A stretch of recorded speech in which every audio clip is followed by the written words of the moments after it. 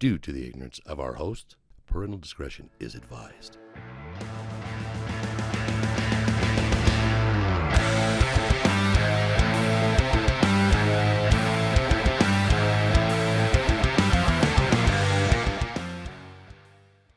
Welcome back to How Did It Get So Good? My guest today, one of my good friends. I was gonna say best friend. I don't think we're there yet. Aww. But hey, it's about to change. Miss Mariah. Howdy. I thought Justin was gonna come. I invited him. He's like, you good? I don't know. Maybe he just thought maybe you and I needed to have an episode with just you and I because we haven't had that apparently yet. Yeah. So we were going after this before we got rolling, and this is the first time just you and me. Yeah, because usually either I'm bringing a friend that's like maybe sitting on the camera, or that was or a husband that is sitting off camera. Because that was his concern. Because we are I made you record in the morning. Yeah. On a Sunday morning. Yeah, it's Christmas today. And you were like, you better bring mimosas. And I was like, on it. But so that was his concern. Like, are you going to be okay driving home? And I was like, I will only bring one bottle of champagne then. Perfect. Yeah. I have never opened a bottle of champagne. Okay. I've opened many wines. All right. I mean, I'll open it. I'm not scared. But... Well, you got to get the foil off first. No, I know how it goes. I just never done it. Do you have paper towel? It was in my car, and so like just. Oh wait, case. so it's been rolling around. Well, just in case it's a little shaken up, you know. Here, I got this. Getting here. A little shaken baby syndrome over here. Oh, perfect. Yeah, get that cum rag up in here. There's like a few people that are laughing on the other side. I'm just kidding. Okay, I'm gonna move your fun things so we Want don't. me to do it? I'll do it. In fact, it's our first time. Let me. Don't do it on the. It's $50,000 table right here. My custom made. Just keep your hand like over I it. said. Okay. Jesus Christ. Okay, here, but you have to put it by the mic so you hear the pop. Like that's the best part of champagne. That's when you know it's 11 o'clock. The fact that this is already a train wreck, it is with you. I love it. By the way, I fucking love it. Okay. All right. Okay. All right. Is it on? We got it? Wait, what if I... It won't hit it because you were holding it. And just, yeah. There you go. Nice. Ooh. Look. Clean. Aww. Clean Better cut. than me. Okay, hand me Can you imagine? Why'd you rag all crusty? How come it doesn't go away from my hand? Love it. Okay, so these are my berry mimosas. Yes. That I love to make. Yeah, that was like the only. So when I talked backtracking a little bit, I spoke with Mariah and I said, "Hey, do you want to do? This is our Valentines episode." Yeah. So I said, "You want to do a Valentines episode until come tell people to get their fuck on?" And you were like, "Yeah," and I said, "Okay, perfect. Well, I'm flexible. So what time are we doing this? How does a Sunday work?" I'm like, I guess I'll just tell my bishop I'm not coming in. On my way here, there was somebody in church clothes, and I'm all visceral. You just roll your window down. It's not worth it. Splash them on their way to church. Are you a mimosas kind of dude or what? I mean, I'll drink them. Ooh, but how often? Jesus Christ, we're gonna get this Sunday party started. Yeah. Okay. So how often do you do mimosas? Let's get this off the fucking shot. Oh yeah, thanks. Sorry, I'm left-handed, so everything's gonna be the left hand. I guess it's of me. not. It's not in the shot. There you go. Look at that. Boop. Oh wait, I got. Take a fucking picture of that. Coasters. Coasters brought to you by a bar named Sue. Hey, can you? I got a snail trail. Will you get me that cum rag over here? It's like, what if I do this and it's like. Okay. Here we go. We're gonna get a photo. So pretty. That is a good photo though. Yeah. Hell yeah. All I gotta do is get my glasses on. With you in the back. Classy lady. My God. Always. Ready? Cheers. Cheers, friend. Yeah.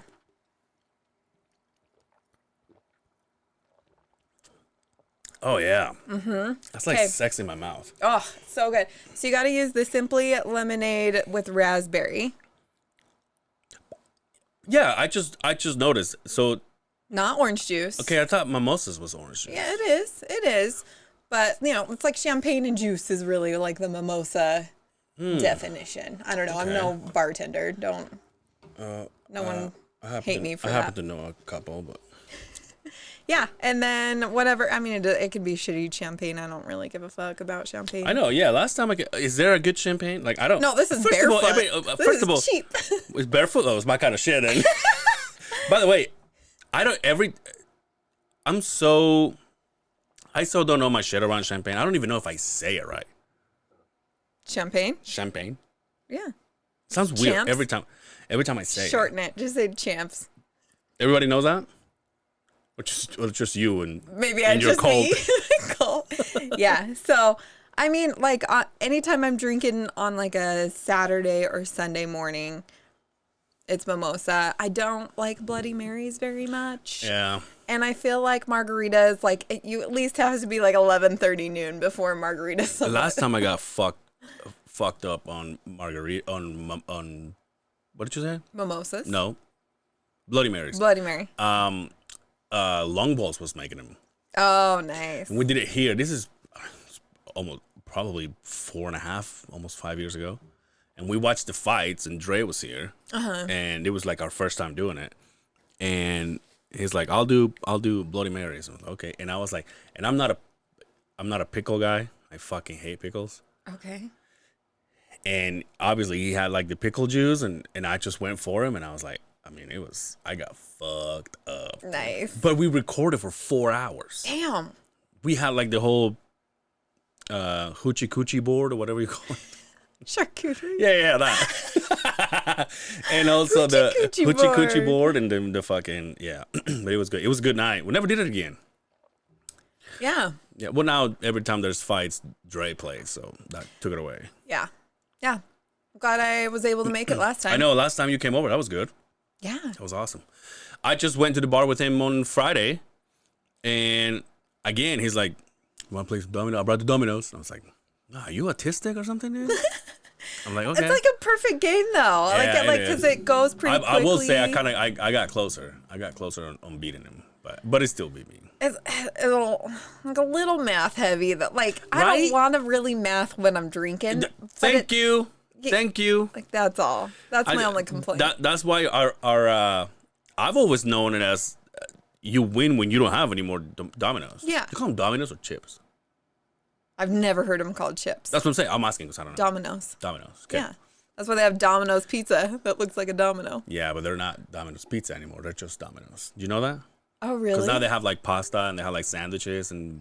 Yeah, I don't like pizza, so I don't really. Get the fuck out of here! I know. I'll eat it, especially like when like people are like, "Oh, we're having people over. We're having pizza." I'm all, "Fuck, okay." Like I'll eat it. Really? But it's not my favorite. It is the last thing I'll probably choose. I just went to Mother's house last night because I had to go get my dreads done on yesterday, and so I didn't have breakfast with her. And then I say, "Hey, I'll go to breakfast on Sunday." And I say, "Hey, maybe I'll just come over tonight." And I came over, and then she was like, "You guys," my little brother and me, "You guys want some pizza?" And I was like, "Sure." I'm a pizza whore kind of thing. The best kind of pizza, if I am going to choose pizza, is Little Caesars. No, day old, cold I pizza. love cold pizza, dude. I love cold pizza. Pineapple and onion, though.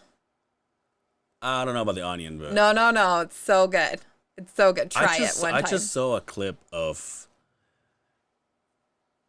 Joe Rogan and Elon Musk. Did you see this? No. They're talking about pizza, and then he goes, and Joe Rogan goes, "My favorite type of pizza is double pineapple, double anchovies."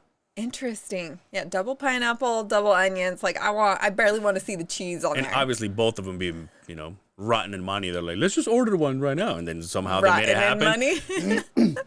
Pizza came in, and then they're like, "Oh, it's so good." I'm like, I don't. Anchovies though. No thanks. Doesn't sound great. When I worked at Domino's Pizza in Mexico, and they got rid of anchovies. I'm like, no, dude, this is not selling. Like in middle school, me and my friend did a prank call and ordered a pizza with anchovies to our neighbor's house. Oh shit! And like, yeah, we thought it was hilarious. Some they ate it. They're like, thanks. Yeah, they probably paid for it. I'm like, what did I like? Yeah, before caller ID was really a thing, you know. Back when you were able to do that shit. Yeah, my kids can't do that. My daughter was telling me the other day. She's like, I wish caller ID wasn't a thing. I was like, you want to prank call people, don't you? She's like, yeah, I do. Those were the days. But then when it happened to you, you're like, motherfucker. You can spoof numbers. Like, you can pay for an app and pay for so many texts from a random number that isn't yours. So if they call back, it, like, goes to nothing. I think that's the closest thing our kids can get, like, the kids nowadays can get to, like, prank calling. But now it's, like, prank texting. Yeah. Which can get so on the borderline of, like, bullying and stuff. Do you get these weird texts? Like, every now and then I get, on my work phone, I get a bunch of stuff, like, from banks and from, like, hey, your accident, you're this and that. I was like, what are you talking about? Yeah. And then it'll be like an influx. Like, it'll be like nothing for a little bit, and then all of a sudden, like 2-3 a day. Like, someone sold my fucking phone number. Yeah, you're right. You're right. And also that like, I get, I mean, you know that you don't have any of this stuff. Like I got a text from America Bank or whatever it is. Yeah, like the bank I actually bank at, I'll get those. It's been like 3 days in a row I've gotten one that's like, your overdraft or whatever, we're closing your account. And I'll fuck off. Like, yeah, junk. And so you can do it. I just got one yesterday. It says, what did it say? An unknown device just got into your account on your OnlyFans account. And I was just, because obviously I follow people on OnlyFans. Yeah. So that makes me, so I have an account. I just obviously don't upload anything. Yeah. You're a consumer, not a creator. Exactly. Not there. But I mean, part of me was like, fuck out of here. But then also was like, wait, what? So you know what I just realized? If you were an OnlyFans creator, what kind of content would you create? I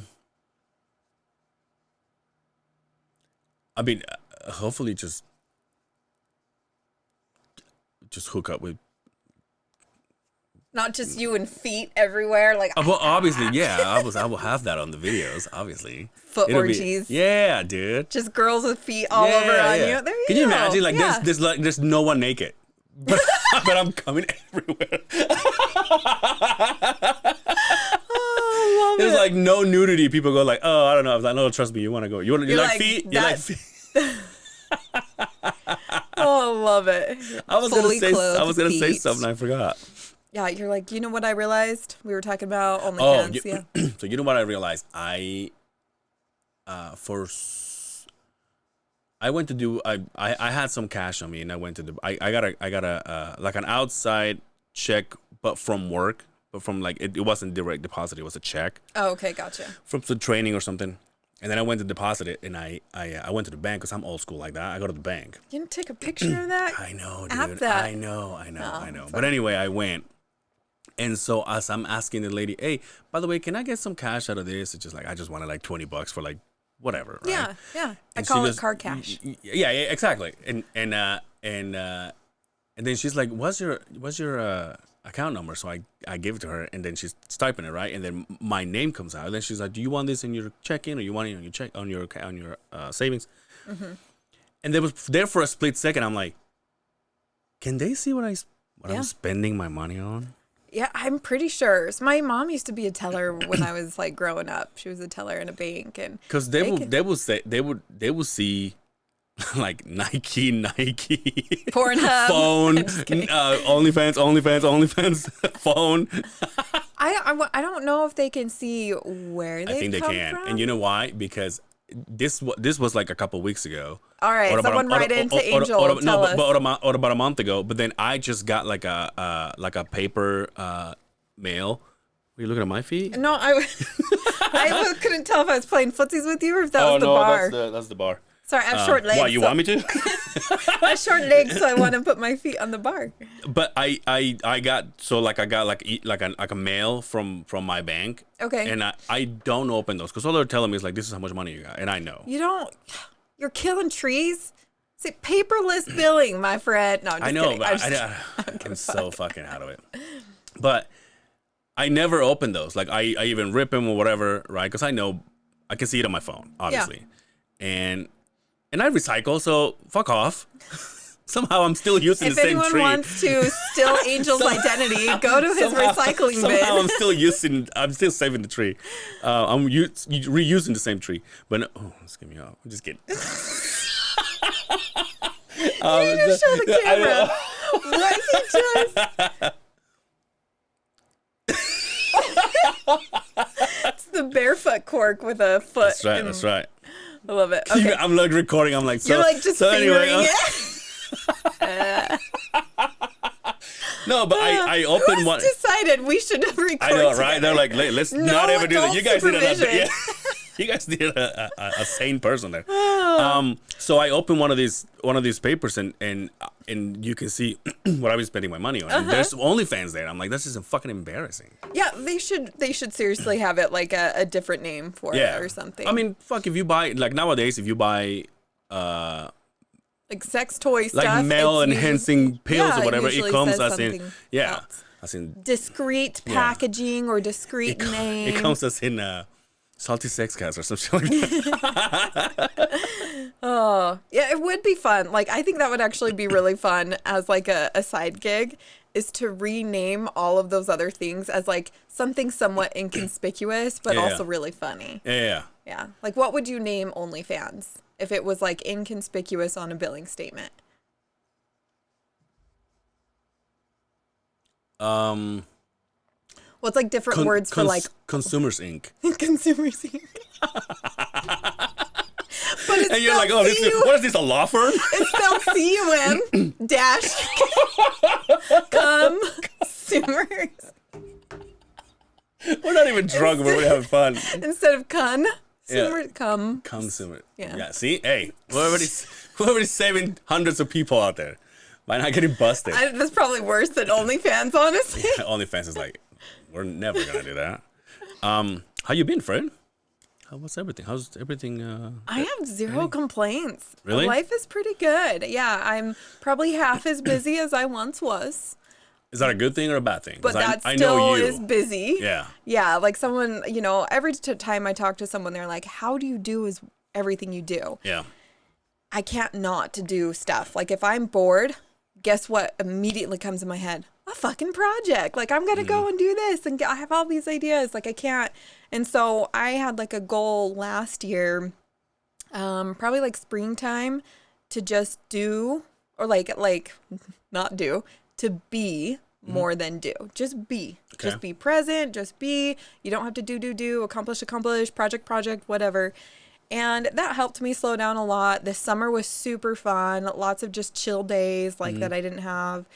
But then, like, when I say it was chill, I bought a project car and like go out. And so I got a 2000 Jeep Cherokee to like go off-roading and, I saved that photo. I posted. I have it as your ID photo. Oh, thanks. Yeah. I love it. You're like, badass Jeep. I know. Fucking, it's so much fun. And so, like, I'm still doing projects, but they're not like based on like what is the end goal. It's just like to experience it. And so more experiences, less like racing to the grave, I guess, that kind of. And so that's been a lot of fun. I got a new job, so I'm, still working for corporate America, making a lot of fucking money. Are you really? Yeah. God damn. Well, I mean, 2 master's degrees. I should be making money. Of course, yeah. And I was just gonna ask you, have those come in like handy or? Oh yeah. Well, like the first master's degree was really like, I don't really quite know what I'm doing, but I'm just going to keep going. And I spent a whole lot of money at the University of Utah for it. I shouldn't have done that, but it is what it is. And then my second master's was very, very much related to the field I was already working in. And that's already paid for itself, Yeah. So, because I got a new job as soon as I got that other degree. And so I love what I do. Like, working in corporate America, I'm training coaches who are helping work performance. So improving work performance. But it's fun. Like, and I work from home, so it's still virtual, but I'm on nice. Zoom all the fucking time. Like, Zoom fatigue is seriously a thing. And so I'm on meetings a lot, but You put one of those stupid backgrounds behind you. no, I have a really cool wallpapered background. You've seen it on my podcast, like that like black and white floral, like my most recent episodes. Right. Yeah, that's my actual like background. It's wallpaper, and so I did that on purpose because I'm on fucking camera all day.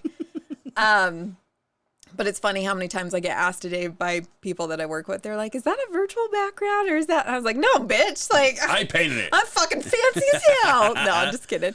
But so I really enjoy that, and then I'm still like teaching, human sexuality. So that's really fun.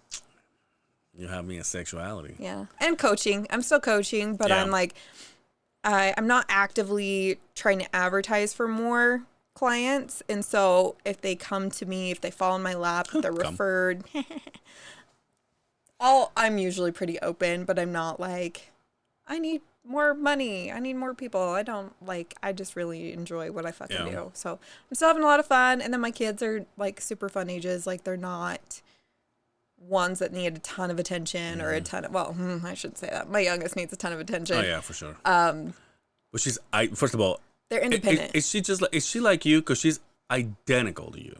She looks just like me. She has the sass level of me times 10. Ooh. Like, we butt heads, but I fucking love her.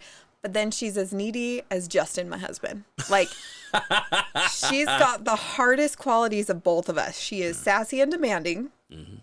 Me. Yeah.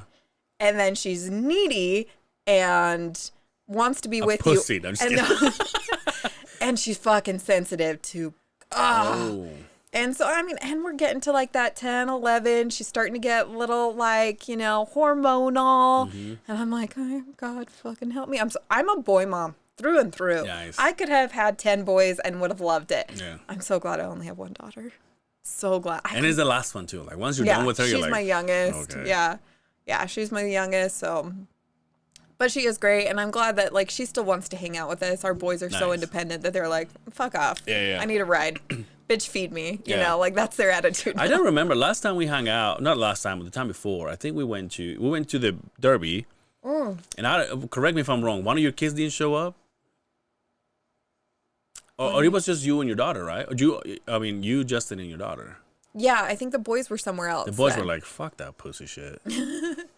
No, they were at the Derby because Bronson, my oldest, was upset that we didn't stay so long.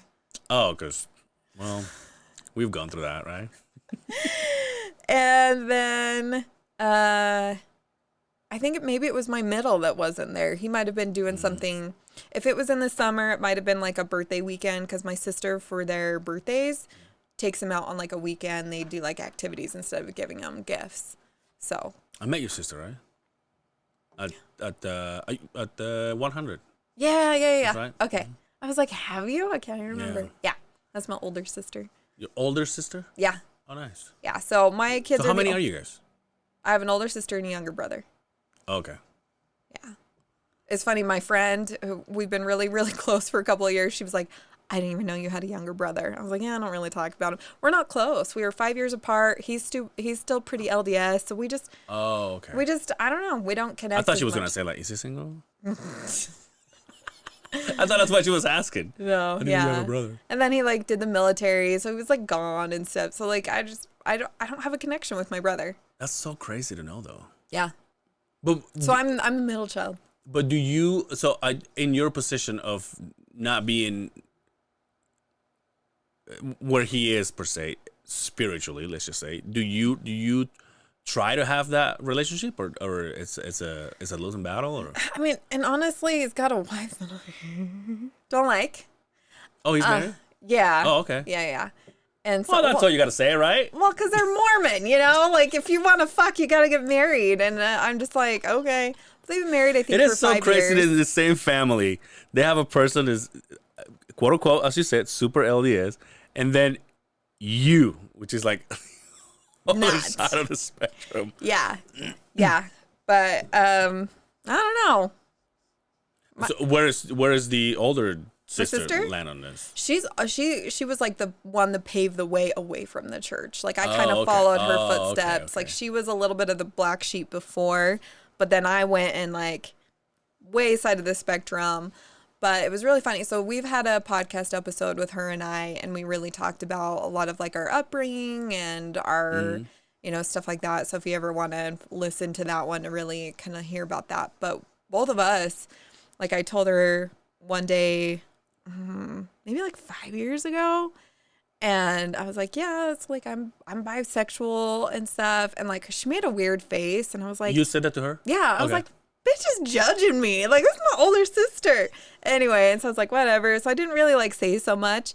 And then we got together like 6 months later, but it was with our family. So she was like trying to pull me aside, and she was like, hey, so the reason I made that face is because I am too. And I didn't know how to say that to you. First of all, but hold on, let me stop you here because I wanted, last time at the bar, you, and obviously it's your thing to say, not mine. Yeah. But you told me some stuff, and I was like, I left, and this whole time, because we were talking about having you come back, and I'm like, I love you. I love the fact that how open you are about all this. Thanks. Like just the fact that you just went to your sister's like, oh yeah, by the way, I'm this, and now that allows your sister to go like, oh, I'm comfortable here. And yeah. Like, by the way, I also do this. Golden showers and shit. I'm just kidding. But no, I always go like, I fucking love the fact that you're just like so mundane about it. Is that a word, mundane? Yeah, like you're nonchalant. That's the one I couldn't say. Because I tell people I watch porn and they see me like, huh. Well, everyone fucking watches it. But I'm not doing it outside of a preschool. Like I'm in my house when I do it, and there's no one around. Because if you put shame to it, it gives it power. Yeah. And I have done a lot of work on myself too, because I used to live with so much shame. Like I couldn't even function because I felt like such a terrible person. And so it's taken me a long time, and now I'm like, it's on you if you're gonna fucking judge me. I don't give a shit what I do. I am very happy with where I'm at. I'm very comfortable with where I'm at. I have done a lot of personal work and reflection and self-assessment to be able to be like, am I okay with this? Mm-hmm. If I care so much what you think, maybe I'm not okay with it. Or maybe I'm allowing you to drive my choices. Nice. And no, I do not let anyone drive my choices. And that's why my husband and I our biggest fights, because he's like, what are you doing? I was like, oh yeah, I guess I am married to someone, like, you guys my choices like still have consequence. No, we used to. How long you guys been married? 13 years. Oh, good. Okay. Yeah, no, we have grown a lot. Yeah. I mean, also they're like mental illness is a thing, and so when that's not checked, no one's healthy in that relationship, right? So you have to be. So we work together. We are a partnership. We work like really, really fucking hard to be there. Okay, let's not say that. Really fucking hard. Okay, it is not easy to have a healthy relationship. Well, I just took it fucking hard. No, we do that too. I will say from the time that I've met you, from back in the day of the you podcasting with your old partner and stuff. So as long as I've known you, I've known Justin, and like nowadays I feel like he's more welcoming outside of his comfort zone situations, like coming here. Like he's here, and the last couple of times, I think I want to say in the last 3 times you've been here, 2 he's been off camera, and like one of them he got on camera, and the fact that he's like, listen up, is like, hey, I mean, I wore some good shoes because I knew he was coming, but I like that. And even at the bar, he's like, what's going on, dude? And I still feel like I don't know Justin, but to the little bit that I know, I'm like, I like this guy. Like, I want to hang out with him. He's he's hard to warm up to. Once you thaw him, though, he's so genuine, loves all of his friends. He's probably more caring than I am to our friends, because I'm like, this is who I am. You fucking take it or leave it. As a friend. Yeah. I will not text you back. I don't give a fuck. Like, take it or leave it. But he like goes out of his way. He wishes every single one of our friends a happy birthday every single birthday. Yeah, like he'll tell me that every morning. He'll be like, "Hey, don't forget to text so and so. It's their birthday." He told me to text you on your birthday. And you forgot. Yeah, I probably did. Oh, you did? Did I? I can't remember. I text you? I don't know. Because again, but you know what? From now on, when you text me, I'll be like, "Thanks, say thanks to Justin." It probably is, because that's how he cares. Like, we have a different kind of like. Yeah, we have a different kind of like friendship level with our friends, where he thinks of his friends all the time and he wants to make sure they're taken care of. Okay. When I'm with my friends, you are the number one person there. We're gonna have so much fucking fun. Like, there's no judgment, like whatever. But you're gonna feel like the most important person when we're hanging out, right? And so he kind of thinks of people when they're out of mind, like out of sight, out of mind. For me is, I'll still kind of reach out to friends and be like, "Hey, I'm thinking of you," even though there's so many times I do think of friends and I'm like, "Oh, I should reach out," and then I never do, right? So there's still be some exceptions though. There really are. There are. And so together we are really good friends with a lot of people, because he kind of has a strength where it's my weakness, and I have a strength where it's his weakness. Oh, I see what you're saying. So you guys are good friends because of the work that he's done. Yes. Okay. Both of us. Yeah. Like, even if but he's a little more quiet. While he's doing overtime. Hey, but when we're all partying, I'm the one that gets everyone out of their shells. True. I'm the one that's kind of gathering people. I do a lot of the planning of like our friend events, and then he kind of carries through and does it. And so it's a really great balance, but we have a lot of friends who are like really close to us, probably because of both of us. My God, speaking of planning, Jesus Christ, you are the worst. To plan? Yeah. How? Because for some, I'm taking you back to when we went to the fights. Okay. So I said, "Hey, our friend's gonna fight. Our friend Eric Iman fought, and you won. You missed it. But let's just give a backstory. We've been planning this for months. Yes. Right. I had it on my calendar. That's where the problem starts. I had it on my calendar like 3 months in advance. Okay, I blocked it.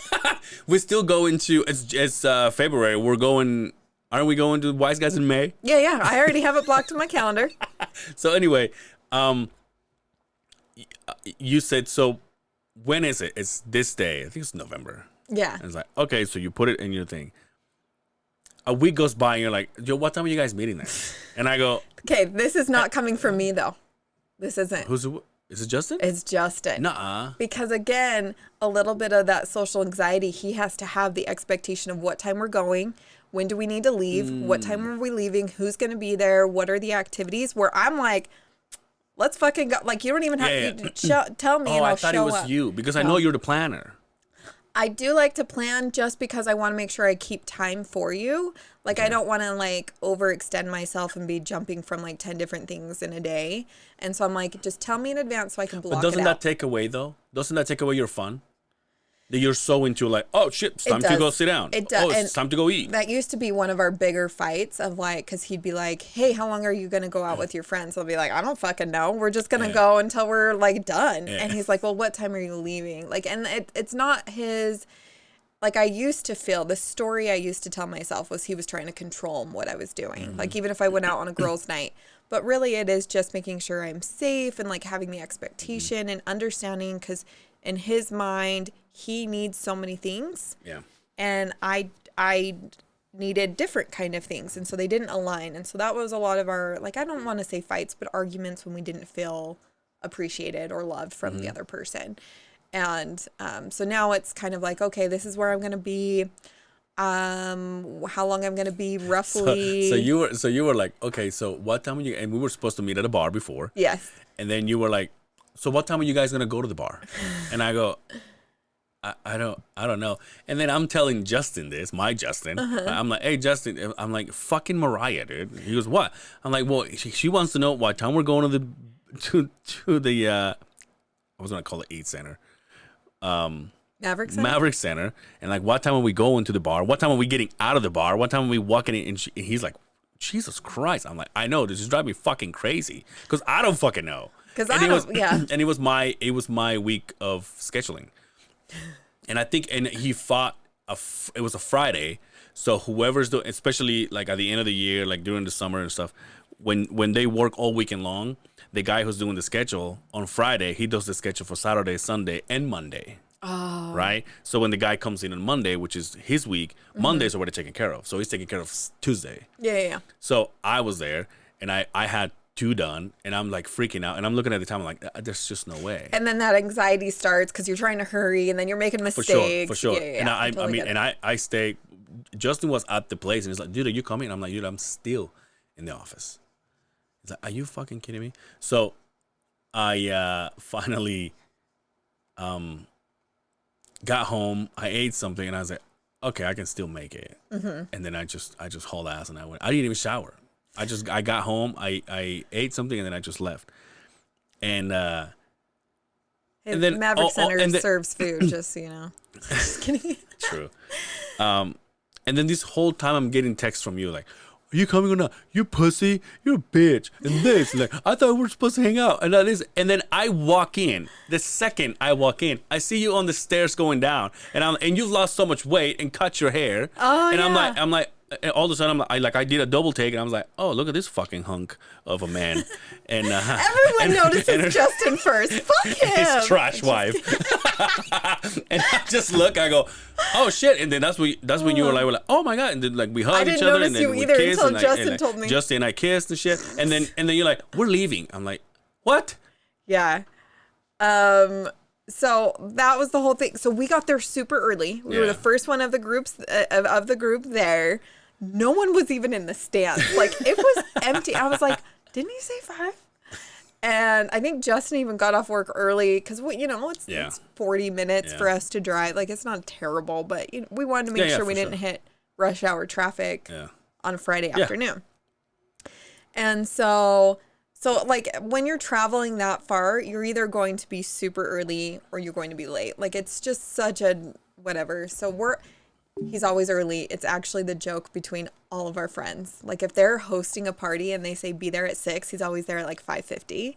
And they're like still cleaning their house and setting up. And I'm all, Justin, I want you to know, like, this isn't like a curtain time that we have to be here by. A social event is okay to be a little late. Yeah. But anyway, so it's all of our jokes. I always when people ask me about the bar when we get together for the fights, I always go 6-ish. Yeah. Like, I'll be there at 6, 6:15, 6:30.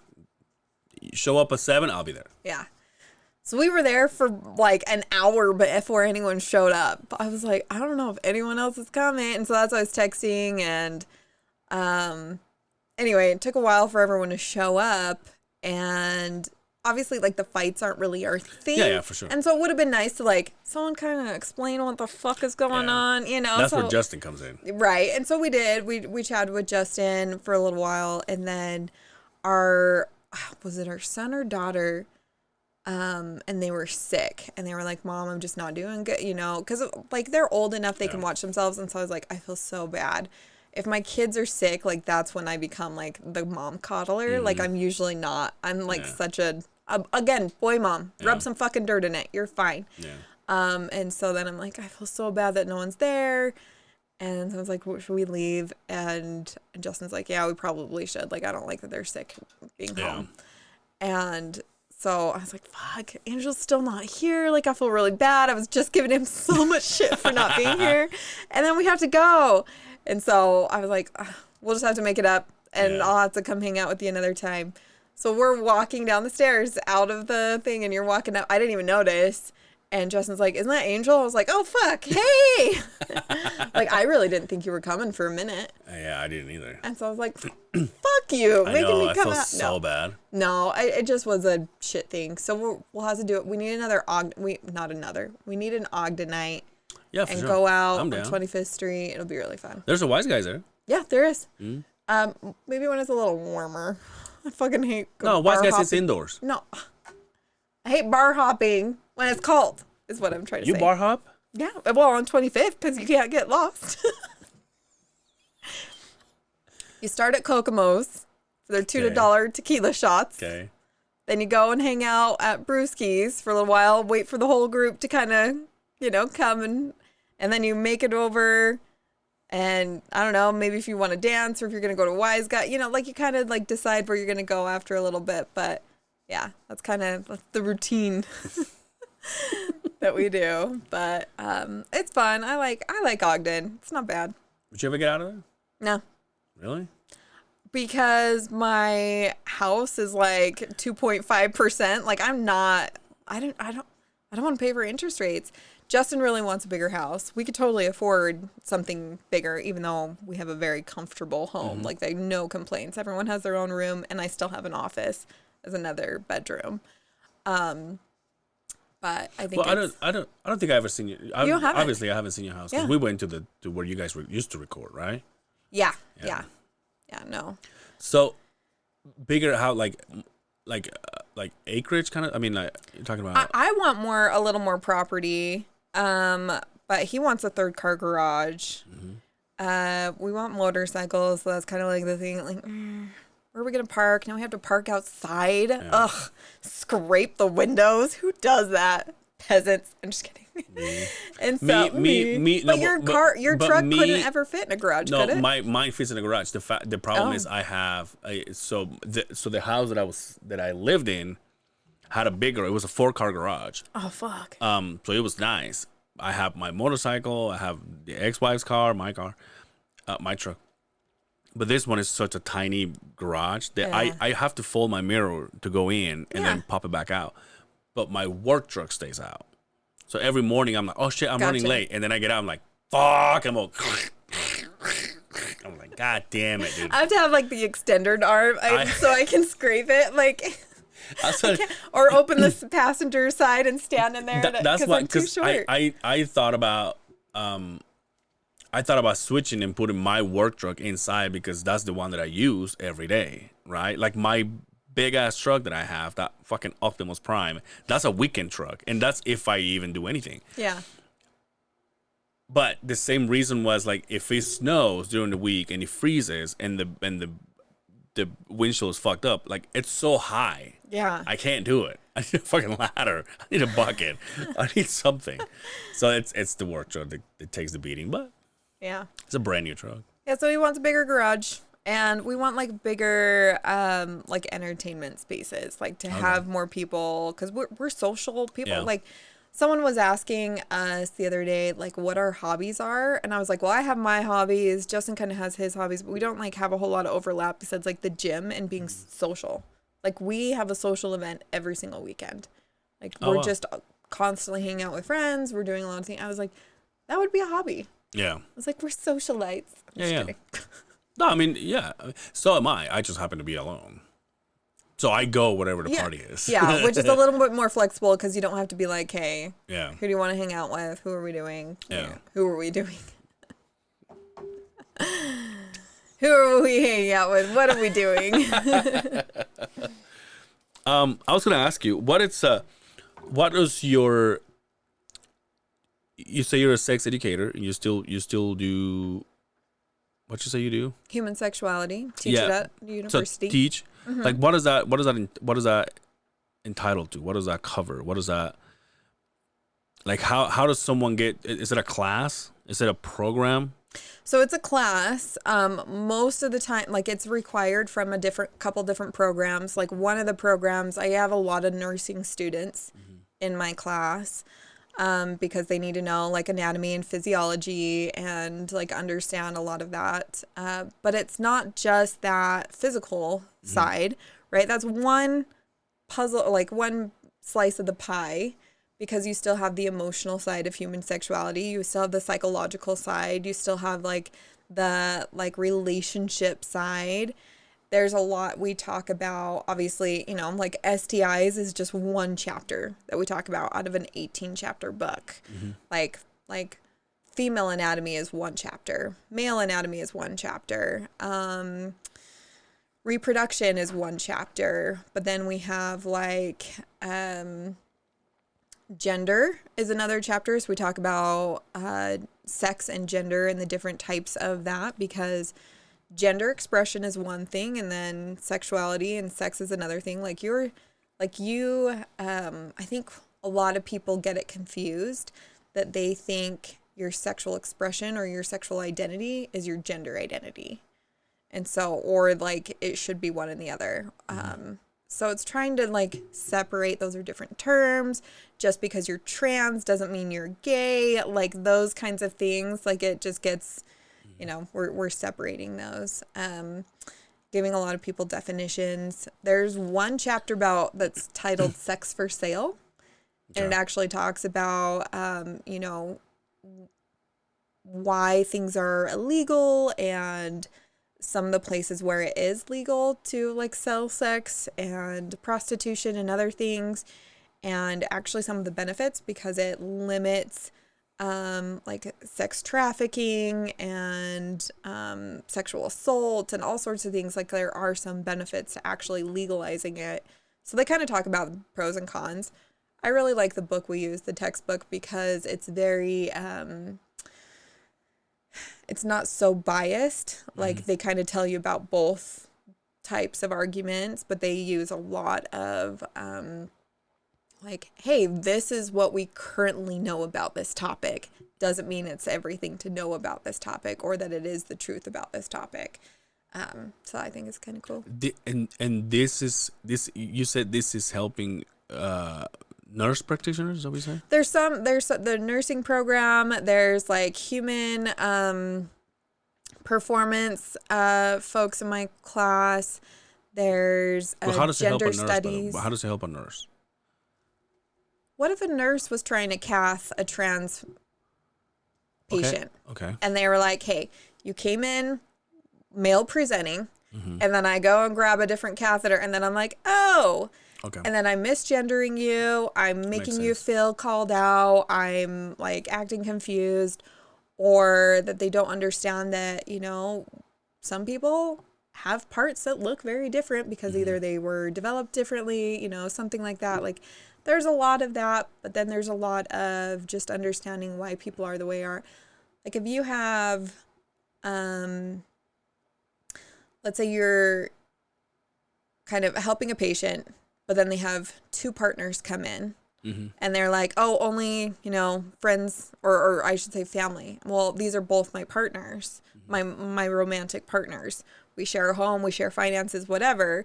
And if that nurse was to be like, no, you should only have one, or it should be the opposite sex of you or whatever, like that's just a whole, like that's about your care. That's psychological safety. That's a lot of different, it can really mean health and not health. So anyway. So someone can someone have trauma from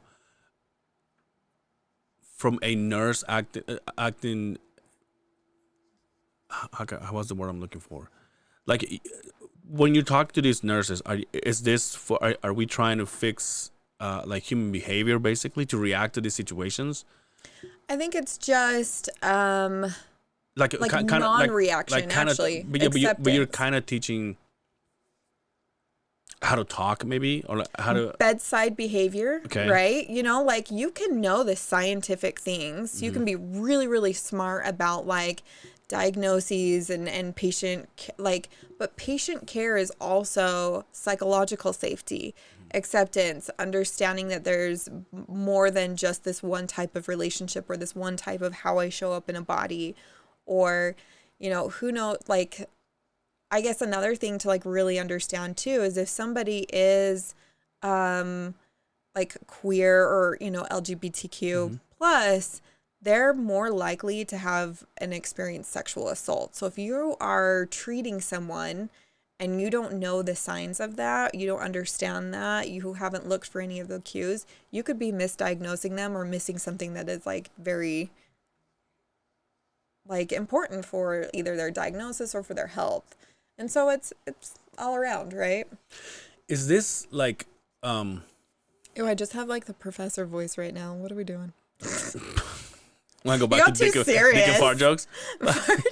No, but is this something I feel like, and obviously I'm ignorant about this, right? And that's why you're here. No, yeah, for sure. I feel like this is so new, and I mean I could be wrong. Okay. Right? I feel like this is so new that if I was transgender, for example, I don't know if the people have like the right education of how to deal with these things just because it's new. And even if it's written in a book, it's not like the right thing to do because again, I'm seeing it as a fairly new thing. Yeah. So do we actually know from A to Z when it comes to this thing? No, and we'll never know A to Z. It's a living, breathing thing that changes, right? Like even how words are used. Like the word like queer used to be a slight, but now it's like people are owning it, right? So even if you're like, oh, I'm claiming this or this is what I am, like the thing is, and it's very personalized, but it's understanding that if the more I know, the closer I can get to supporting that person. I'm not going to get it 100%. You're not going to communicate with me 100%, even though we don't have some of those like underlying or overlying things that are going on. The thing that's important is that we are trying to understand different human experiences. And one thing I really want to be very clear is like you use the word new. Transgender has been around since people have been around. Like that's not new. And maybe I just mean new as in now it's so out and it's so out in the open. Right. There has been major platforms, high profile people, like social media has been able to change that because it's given the common person a voice. When usually like the very powerful, rich people were the ones that had the voice. And of course they're going to control people and want to minimize those that are different because different is scary. Different is I have to treat you special. Yeah. And I don't want to use that energy. I want to be able to put you in a box and you in a box and you in a box because I know how to control you and you and you. Okay, yeah. I can keep my status, my power. And so I think it's just kind of changed a little bit. Social media has really changed a lot of that. But, you have one big player who's willing to risk it, who kind of paves the way and is like, I'm not shy. I'm not shameful that this is who I am. And that changes things. So I think it's just a little bit more out in the open than it ever has been. And that's which then gives a lot of people permission to then be like, I recognize those feelings in me. Maybe I am trans or maybe I am, gay or bisexual, but no one has shared that information with me before. It wasn't so readily available to kind of see and it was shadowed and scary and like behind closed doors because it was so like ostracized and demonized and punished. And so I think that's kind of why it's becoming more available, and I hate to use the word trend because that's what a lot of people are saying, like, oh, it's trendy to be gay. But like, I think it's just more socially acceptable. I think a lot of people just needed that permission to feel those feelings or experience that or like have that connection to that identity that maybe they just felt off or different. So do you know if there's anything in like a history book of like how, can you tell me how far does homosexuality go, or like being bi, or I couldn't. Obviously, like, obviously, transgender is more of a nowadays because of the technology and stuff, right? Well, I would think. No. By the way, 100% ignorant on this. So if I use words that I'm not like this is not new. I get it, but it's kind of. I'll give you a language if you push any offensive buttons, right? But you're not coming at it with malicious intent. So no, exactly. Like, I think this is our healthy conversations. A lot of times people are too fearful to talk about it because they're like, I'm going to push the wrong buttons or step on the. But that's how you start understanding where those lines are, is you have to just be brave enough to jump in and make mistakes. Yeah. You're going to say the wrong thing. You're going to misgender someone. It doesn't mean you're a bad person. It's that you're like just trying. So as far as like historical thing, I am not a historian of that at all, but like we can even look back and there are a lot of like examples of even indigenous Americans, like Native Americans. They have what they call like a two-spirit, where it was like male and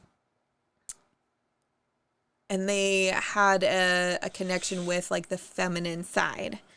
And so, and I am speaking from ignorance. Like, I do not understand two-spirit, but like if anyone wants to Google it or get to know, like that's something. And so that's been a long time ago, right? That's been around. That's a form of trans. And that's like, if you ever see the LGBTQ and like it keeps going on like that too, that number 2 is like for two-spirit. And so is that what it is? Yeah. Oh, okay. Yeah. Then this is only on Native Americans? Not only on, but that's where I know it stems from, so I can at least speak from that. I do know that, but I couldn't tell you enough about it because, again, I don't dive into like the history of a lot of these things. It's more of like current, present day, this is what we experience and this is what's going on. And so like gender studies would be a really great thing to ask about some of these things. Then there is, from like Greek and Roman times where like powerful men took young boys as their playthings. Like, I don't have the words for it again, but like that was very common practice back then. So I couldn't tell you, there's not a whole lot historical of women, and it's mostly men with men. But that's just because the whole history of the world in itself has minimized women for a long time. And so I wonder if it's that. Anyway, so there's a lot of historical things that go back very, very far. Depends on the culture. Depends on like their belief system. Obviously, Christianity has really kind of like demonized like, that same-sex relations and things, but I think that's what pushed me out, because and I don't want to speak out of term, but I may or may not have somebody in my thank you in my family that happens to be gay. Okay. And because of the situation that we're in, as in my grandma is a Christian pastor. Oh, okay. Like I feel, and I'm pretty sure that they haven't been allowed to be themselves for years because of fear of who our grandma is, right? Who like the matriarchy of this family is. Yeah. So thinking that Jesus Christ. So came all over the table. Hey, so I'm left-handed. Well, you're my very first. I'm just kidding. trying to pour it with my right hand, and I'm all. That's that's right. So slow. Well, you can move the microphone if you need to. No, Sister, relax. fine. So I think that's what pushed me out of the church, because, like I said, I'm related to these people, and then part of me goes, "Oh, you just haven't been able to be yourself for how long?" Yeah. Because of who you have to portray, who you have to be like.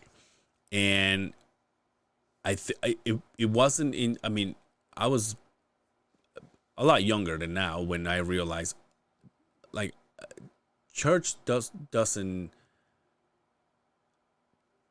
not only doesn't agree with homosexuality, it like, what's the word? He like shames it. It demonizes it, right? So for me, I'm like, and I don't know at this point in my life whether God's really an entity that cares or doesn't care. Yeah. But if we're talking about God being love and God being, unanimous and God being all this, but not those people. Yeah. And he's like, well, that goes against everything that we've been hearing for so many years. Yeah, that whole like Christ-like, love one another kind of thing, which has given me some because of that, like, oh my gosh, the word just left me. It's got to be around here. It's not going to leave this room. You're saying one thing, but you're totally doing the opposite kind of thing. Why can't I fucking think of that word right now? Anyway. 2 bachelors. Masters. Oh, masters. Jesus Christ. It's because I've been drinking and I just like forget everything. But it's really... Anyway. That's what's frustrating for me is how can you have this set of beliefs that is supposed to love so many people and care for so many people, but like, oh yeah, but not you, and not you who have a different set of beliefs than me. Like, I think that is where I just think where religion has missed the point. Yeah. And, like, they can do better. That's all I have to say is, like, why buy into that set of ideals if it's really not going to feed you the way you need to be fed? And I need to appreciate other people and not have judgment. And so that's why I've left a lot of, like, religion and like, I don't know, quasi-atheist, I guess you can call me. Like, I don't really take enough time to really think about it. And I think I'm very happy the way that I live, that I don't need to worry about anything. And, you know, the afterlife is the problem for when I'm not here. Yeah. If it exists. Yeah, it just sucks that people have to live like that. Yeah. Just basically just hiding. And I sometimes I see it in my own, like, the way I live, right? Because when I was there, I was like, oh, I'm this person. But then I'm like, oh, I'm going to see grandma, and like my earrings come off. You got a mask, know, like, and I have to, like, I got to make sure I don't swear. I got to make sure, cover your tattoos. Which is fine. I will say she has seen my tattoos, and then she's just like obviously at this point she like wears glasses. She's 80 something, whatever. So she's like, and I'm like, oh, this is a heart, this is a bird, and then she's like, okay, but that's about it.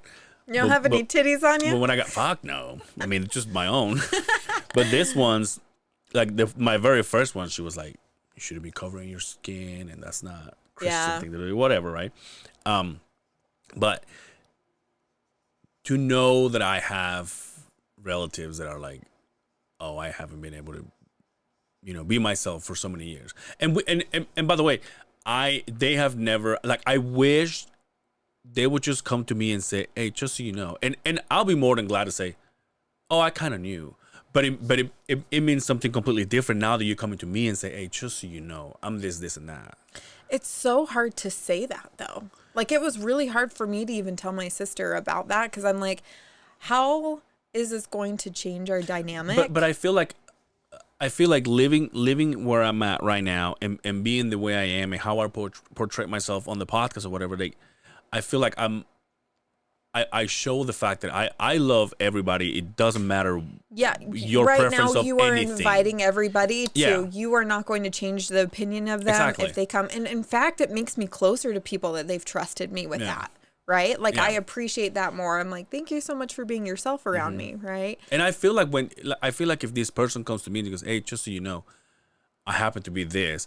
And even if I say, hey, I kind of knew, even if we had that little bit of a conversation, it'll be such a huge weight lifted off the shoulders. It's like, okay, I finally let somebody know, like, officially, and they don't change how they see me. Like, he's still my relative. He's still my this, my that. Yeah. I'm trying to tiptoe around this, because, like I say, they haven't. Right. I think know what I mean? Because it's not your story to tell. Exactly. So you're protecting that. I think that's really admirable. But, like, even the response is, oh, I kind of knew, or no surprise. Is that out of place? Like, it really depends on the person. Like, someone would feel affirmed if they were like, oh, thank you for. Because I kind of feel like saying, hey, we all know. Yeah. And we still love you.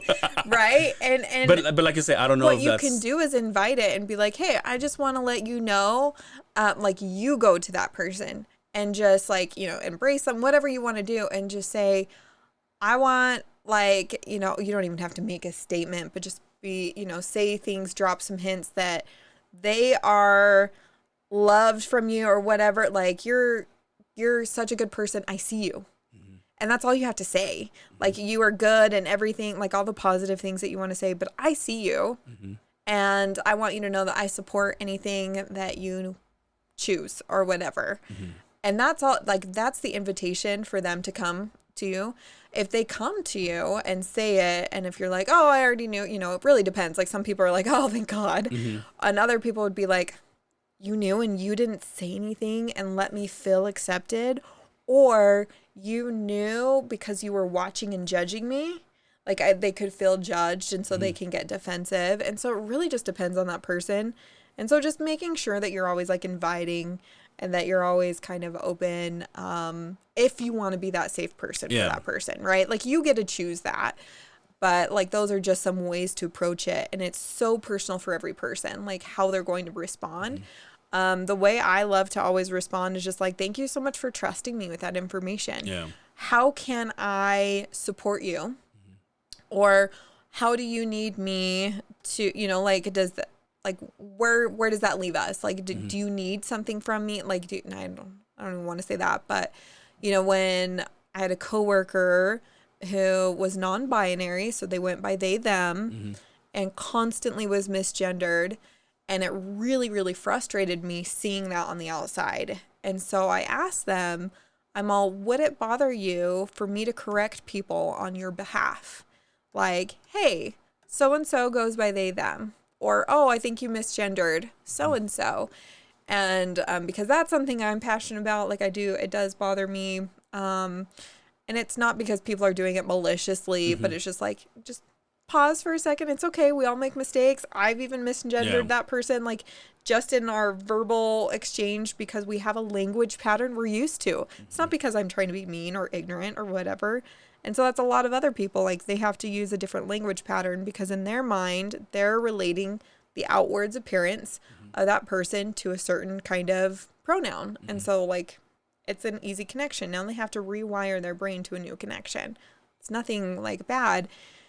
And so I asked that person, I was like, would you mind me doing that for you? And they were like, thank you so much for asking. No one has ever asked me that. Like no one has ever, they've either just done it because they think they should. They think that, and it makes me uncomfortable that they call everyone out and make them uncomfortable. And then I'm sitting there in the room being like, okay, it's not me who's making a big deal about it. So just ask permission. How can I support you? Yeah, but I think in my experience, I think it'll be, and this is obviously part of what we're used to, right? Like we go off of, like if you see a person you've never seen before, you go off of what you're seeing, right? Absolutely. That's nature, right? Yeah. But I feel like if I know and that person goes, and I never had this experience, right? But if a person goes, hey, just so you know, I go by this, and I go, okay, perfect.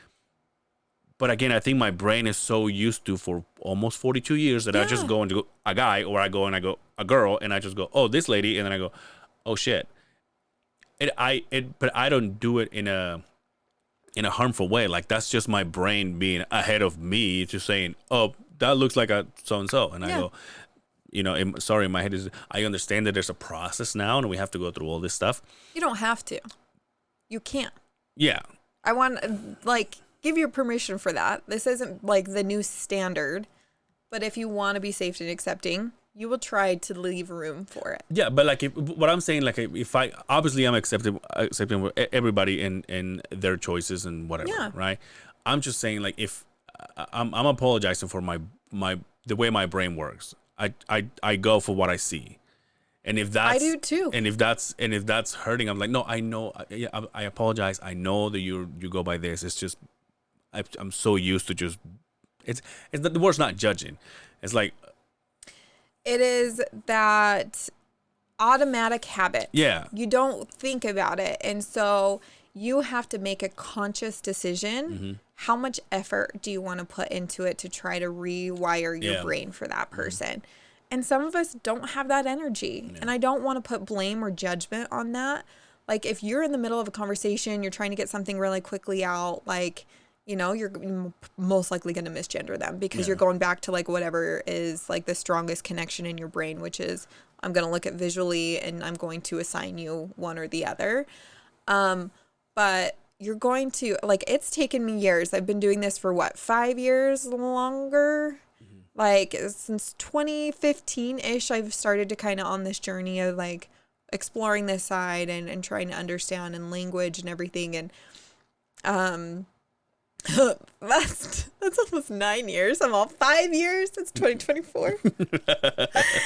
Anyway, so it's been longer. And even me, it's a conscious effort. Like I've stopped saying like I've made a choice to stop saying like, you guys, hey guys. See, that's my go-to. No, it's different because of where you're at. You're mostly with guys. True. Who? Not in the office. Okay. But like for me, I'm trying to use different language, so then it's a conscious effort every time I say something. Or and maybe so it's the I'm fact hey that folks, maybe hey maybe it's the fact that your industry is a lot different than mine. It's very different, right? So that puts another thing on it. But like even you know, in my email signature, I have Mariah, you know, with my last name and / she, her. So people know like, hey, here's my gender. I'm inviting you to tell me your like a gender expression, your pronouns. And then like there's just really little things that you can start doing that just starts just tweaking that brain set, like that mindset. But are there people that are in that situation, but they don't really care? That they are trans and they do not care. Yeah, like oh, absolutely. Like if I say, hey, you dude, and he goes by her, but then or vice versa, right? But then they go, it doesn't matter. There's so many people like that, and so they call them rolling pronouns too. Okay. Like I've had a coworker. I gotta write every single one of these. No, like it's I still don't remember. How do you told me? I'm not gonna remember until I write it down. How do you call the person that has both? What do you mean? This they them? No, both. I don't know. I don't know if I'm allowed to say the word. Okay, give me the word that you feel like you have. The hermaphrodites. Okay. You always tell me what they're called now, and I can never remember. I'll write this down. I don't know where. In my hand. What is it again? Do you need to see it? Like, because I'm one that has to like see the Wait, like a picture? No, like the word. Like I have to visually like see the word for me. Is that?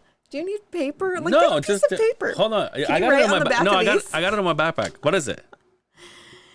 There's several different types. Oh my god, dude. Like, hey, okay, I'll write it down before we leave. Okay. Yeah, for sure. Okay.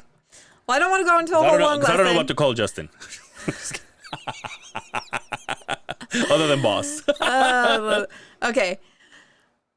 We're talking about just slowly kind of tweaking, you know, like 1 degree at a time. Like it's okay to just slowly kind of bring one word into your vocabulary or one habit. So one of my tiny little habits was stop saying guys. Like I'm going to say, hey folks, hey friends, hey, you know, people, pretty people, whatever. Like have fun with it. And then it's like more fun instead of doing it out of shame or fear that you're going to.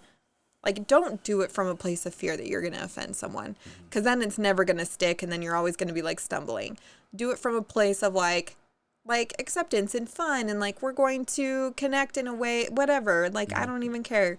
But that helped me change my mindset, is just trying different things out. What's, like, some other things? You know, like looking at different people or just saying they is like super neutral. Sorry, it always sounds like someone's knocking on your door. I think it's the heat. Just like a gender neutral they. Like I use a lot of theys until I know someone. Or like when I was saying a rolling pronoun where someone could have like he/they. Or you know, and then that could be like, hey, I mostly go by he, but I'll also accept they. But here's my question though. If I come to you or come to anybody and I say I go by he and them, why would anybody call me them? Usually it's people who are a little bit more aware of that, has like words have an impact. But if I look like this and I say I go by he and them, I feel like nobody would say them. They do. Like, and you'll, and it's almost but what I'm saying like is like a if little I don't, flag up. But what I'm saying is like if I don't care whether it's he or them, like I wouldn't even announce it because by default they will say him and I'm okay with that. Yeah. Well, it's probably more of, hey, I really relate to a they, them more, like non-binary. Okay. But it doesn't bother me. But I'm not going to hold it against you for not having that language in your mind yet. Okay, I see. So I would appreciate, I connect more with something that's non-binary. But I also understand you're a person with your own values, your own experiences, that you're going to want to refer to me as this. I'm going to accept that from you because I know it's not coming from a malicious place. But there's people who are very like, no, you misgendered me and I'm going to make a fight out of it. And I'm going, you know, and like the battle of like who's right and wrong. And like, I really, really struggle with it because it's creating contention, it's creating confusion, and it's creating judgment and like value, like you're less than or more than or whatever. And so that's what I really, really struggle with is like, can we just chill the fuck out? Yeah. Ask permission. Like, oh, I just assume gender. Are you go by he, him? You know, something like that. Like, usually the times that I question myself is if somebody looks more androgynous, like they don't really have, like maybe they have a haircut that could be either sex or like, you know, whatever. Or like somebody with a beard and a dress and lipstick, you know, so that where I'm like, what gender do you go by? You know, like how can I refer to you or whatever? But somebody who absolutely passes, when I say passes, socially passes, like looks very masculine or looks very feminine, my mind automatically goes to she or he, unless you correct me. So that's kind of where I'm at in my journey. I think everyone just pick and choose. Like, if you want to really be a little bit more open or a little bit more accepting, try one little new vocabulary until that's a non-conscious habit, an unconscious habit. Like saying folks or they. Like, I'll say guys really, really, really sparingly, and it's usually with my really close group of friends. Yeah. And it's like verbally, but. Is it, going back a little bit on that when you say how I should approach my like a family member, for example. What if it was a close, I know that I have one, right? But what if it was a friend of mine? The reason why I'm asking you is because I worry that because I'm equal with all my friends, right? I'm just as I am with you, I'm with all of my homies, right? Accepting. Yeah. Yeah. So you're saying, like, you just told me, like, the process of talking to them, like how I should approach it, how I should do this, how how you can, how I can approach it. Yeah. Sorry. That's okay. And how I can react to the news that they're telling me, whatever. Yeah. Being that person, my friend, and being the way I am, do I help the situation if instead of just trying to be quote unquote gentle about it, I just go, I don't care if you suck dick? Does that help? I'm always one with humor. Because like I lean on humor. It's my strength. And so I'm like, you know, I was like, hey, just because you munch box, you know, whatever. Like I can honestly tell you, if I had a friend that came to me and he goes, hey, I need to tell you something. I go, what's up? And I go, I'm gay. I go, okay. Yeah. And I'll be like, dude, you want to go have a beer? Like, I don't care if you suck dick. But I don't know if I don't know that I would approach like a family member with this. It depends on your relationship and the history you have with that person, right? And they're probably going to be like, oh, I love that Angel didn't even miss a beat. He just went and be like, oh, I don't care if you suck dick, you know, like a funny joke about it, even though that person's like, well, actually, I don't suck dick. Then I show mine. I'm like, what do you think of this? Dude, tell me. I think what happened, like, when it makes it weird is when it's like over exaggerated. Like, oh my God, thank you so much for telling me that you trusted me with that. It's like, what the fuck? Don't treat me different. Yeah. I'm your friend now because of how you always treated me. I've just gave you one little piece of who I am. Yeah. And I'm not totally, like, that's not everything I am. I'm just happen to be a person that also likes those types of people. That's it. It's one little piece of who I am. So to completely change how our relationship and our dynamic is, you're actually putting that person in a box, in a category, and putting your judgments on how you think that person acts and behaves. And so just being like, cool, let's go grab a beer. Yeah. Okay. Thanks for telling me. I don't know. What do you want me to do? Yeah. I don't know. That's kind of my reaction. Coming on to me, dude. Are you telling me because you need to tell me something? But I think that's like the best way to react. But again, you have to judge it based on what's the history with that person, what's your relationship now, and what type of future relationship do you want? Maybe it does make you uncomfortable. Like, and you know, when people talk about like polyamory or open relationships or like ethical non-monogamy, people will change how they act around you.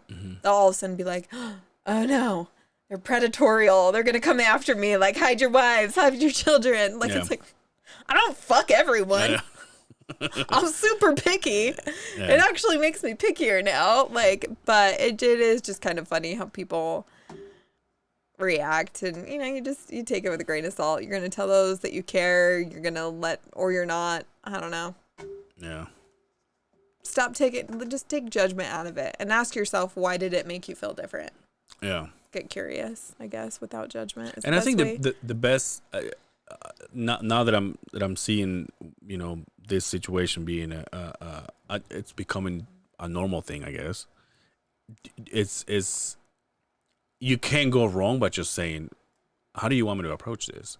How do you want me to approach you? Absolutely. Like you tell me ask questions. Get curious. How I should react or how I should talk or whatever. Yeah. Or someone might tell me something and I'll be like, thanks for trusting me with that information. Is there any reason you wanted me to know that? Like, is it important just for me to know, or are you asking for advice? Or a lot of times people come to me for advice or coaching. And so I do usually approach it with that because they know who I am, my background. And so I'm like, are you telling me about this because you want support? Are you telling me this because you need some guidance? Or do you just want me to know? Like, that's fine too. Yeah. But I would like to know, because if not, I'm going to try to assume something. Yeah, doing the way I know. Oh, yeah. Like, you're telling me this because I'm acting different. Like, I need to be different. No, they're just telling me this because they're like, I trust Mariah and I want her to know this part about me. I don't know. Yep. Anyway, it's Valentine's episode. Yeah. Yeah. Sorry. I can get a little serious sometimes. No, I love it. This is why part of the reason why I wanted to do this. Cool. We can go serious, and then we can. I am in flow. Talk about shit. Yeah, well, not shit, but let's talk about that, because I am like a goober. Okay. What does that mean? A Googler? A goober. What like, I'm just weird, goofy, whatever. Okay. I don't take myself seriously, very seriously at all. Fuck! I just wrote a note and now I can't find it. Dude, you came in like, I have all these notes. It's like, I can't find it on my phone. Notes. Shared notes, lock notes. Notes with drawings. Oh my god, why is this so hard? Dude, I'm feeling this fucking... Is it called mimosas when you do it with... Mimosas, yeah. But when you do it with lemonade? Yeah, I would. By the way, it's got all the sugars. By the way, you lost a shit ton of weight. And whatever you lost, 35 pounds. Thank you. No. Don't say thank you when I gain weight. You're welcome. I just really changed my diet, and I stopped being so busy. It's such a big piece of it. I stopped being so busy because I put like my physical and mental wellness to the side. And I didn't give a shit, and I was like, I don't have time for you. I'm gonna go, accomplish. I was gonna say, well, with more time.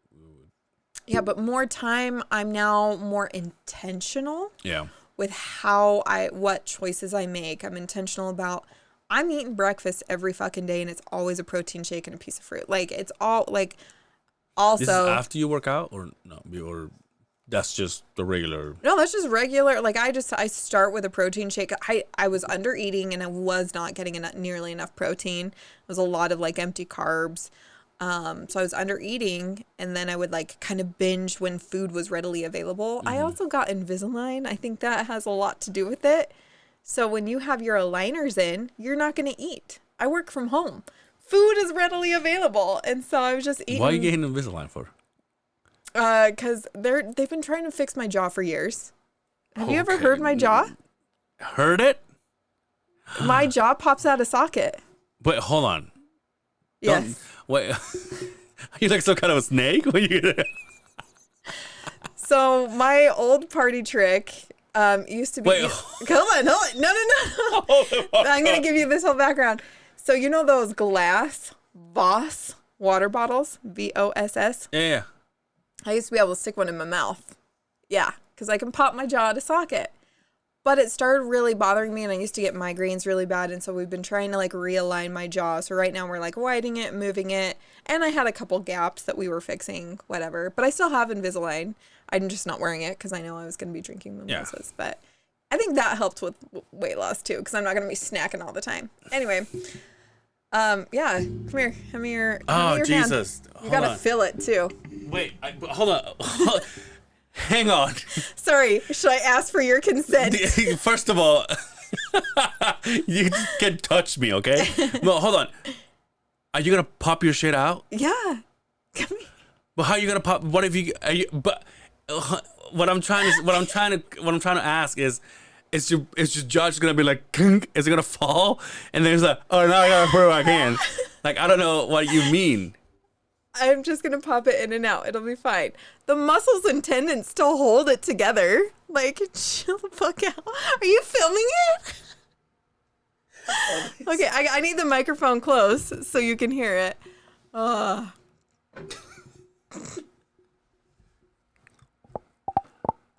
Get the...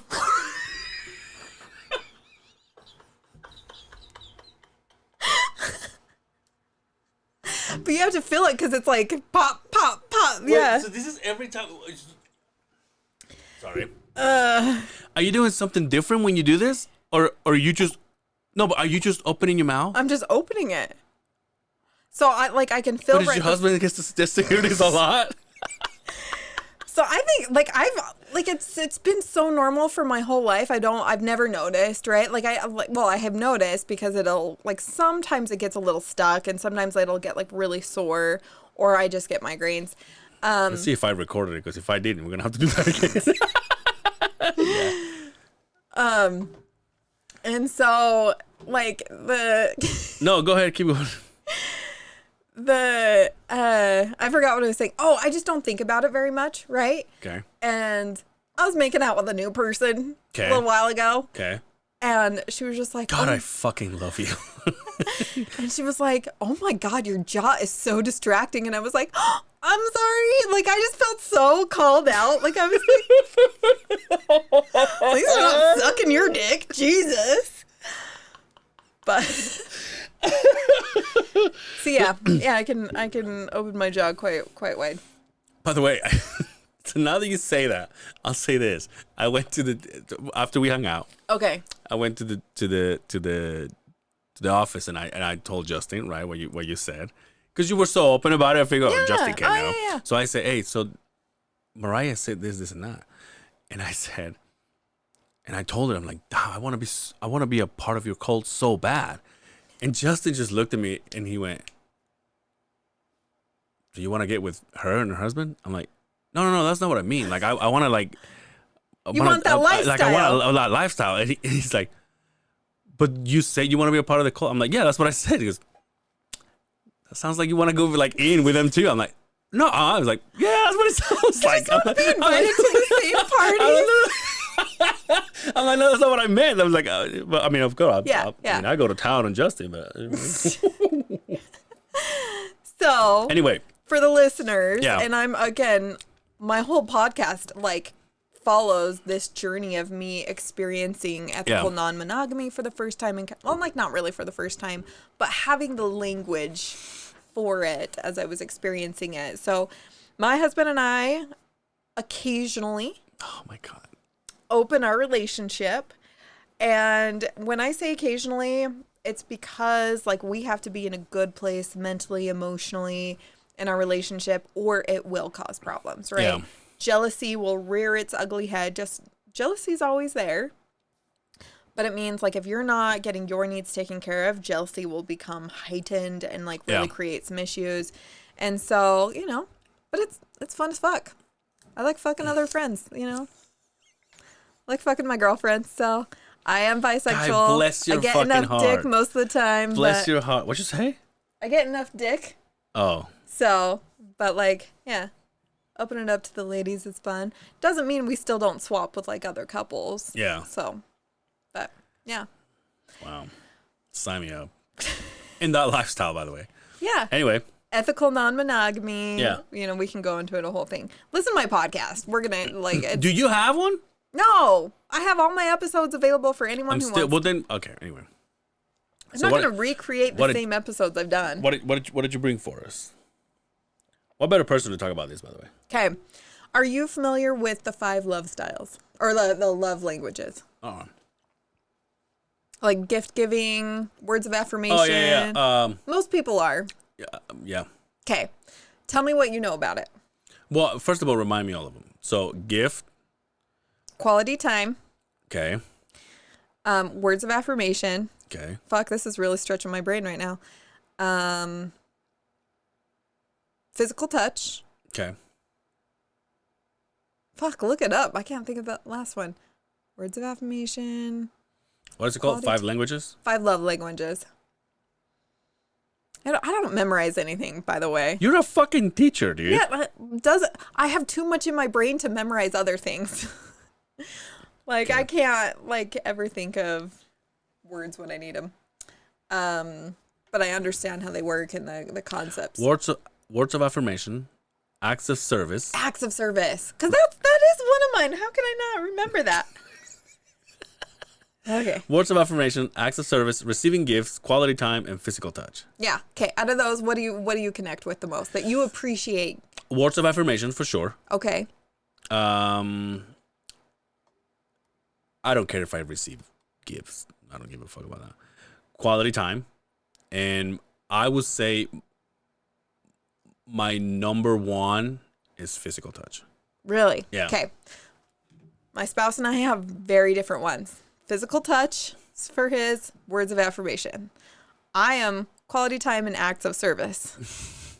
So we have to do a lot of work to get on the same level because usually how I appreciate getting love, I want to show him that way, right? So I'm like, let's just hang out. I don't care what we fucking do. Yeah. Like, we're going to just chill. Like, let's have a house project. Like, we painted our entire house and I had a fucking blast. It was great. But he wants to, when we have quality time, also snuggle. And I'm like, God, touch me. Ugh. Why do you have to, wear my skin? You know? But, I'm okay to cuddle for a little bit, but then I need my own space because I'm a fidgety person. Like, I don't sit still, and I think that's why, and so I'm always moving. You're a nightmare to date, by the way. I am fun as fuck to date, by the way, and I'm going to tell you why. But, so, it's just work. It's good to know your love languages, not because you're going to demand that from the other person, but then you know, hey, I recognize you were trying to do that for me because that's how you were expressing love. So I'm going to come and meet you halfway, or, hey, let's cuddle here, but then let's go and go shopping together, or go run an errand together. And then both of us are getting our cups full. So, but that's one thing to kind of know is the love languages. I think it's super popular. A lot of people know about it, but do you know the love styles, the types of love? No. Well, there's 7 of them. And they stem from fuck, my brain just goes empty when I start drinking. Oh, I sound like an idiot. You haven't drank that much. I have. I don't drink ever. Until I have margaritas, but that's not even alcohol at this point. That's just a lifestyle. Dude, these fucking fermented fruits are fucking the best. So good, huh? Here, get some more. Oh shit. Okay. Yeah, I brought a baggie of blueberries and raspberries because you gotta garnish your... Wait, are these edibles? Anyway, continue. Okay. They stem from Latin. Jesus Christ, my brain just could not pull that to the surface. Can you say Latin? I'm here, for fuck's sakes. I know the word. I can't pull it to the surface. It's so frustrating. Okay. Anyway, there's 7 of them. So I want you to hear them and try to think of what you most relate to. But first, I'm going to tell you the name and I want you to guess what you think it means. Okay. So Eros, if it's a type of love, what kind of thing are you thinking of? Oh, arrows. What is the word that comes to mind when you hear Eros? Straight. Okay. No, and Arrow. not straight as gay, straight as in straight to the point. Yeah, okay. Yeah. Then there's like arrow, as in Cupid's arrow. Yeah, exactly. Type thing. So Eros is the sexual love. It's super passionate, hot, steamy. If you want to think about that, arrows. Count me in. All right. You know Think what? of like that Cupid's arrow and that fever of just like, I need to strip my pants off right now. Can I say this? Yeah. I think hopefully some people don't listen to this. I think I'm so passionate when I'm with somebody that You choke them? no, but I do slap him in the face. No. Stop. I know you're about to say something even more revealing. Yeah, I know. But I think it's the fact that I'm so passionate that I may give the wrong impression. You come on too hot and heavy?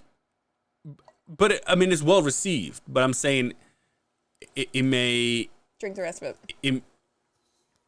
I may be like showing something that's not there. Okay. See what I'm saying? Yeah. I'll put my face on camera for that one. You should just put like a little bleep thing on there. Okay. But that's because I'm so passionate. Okay.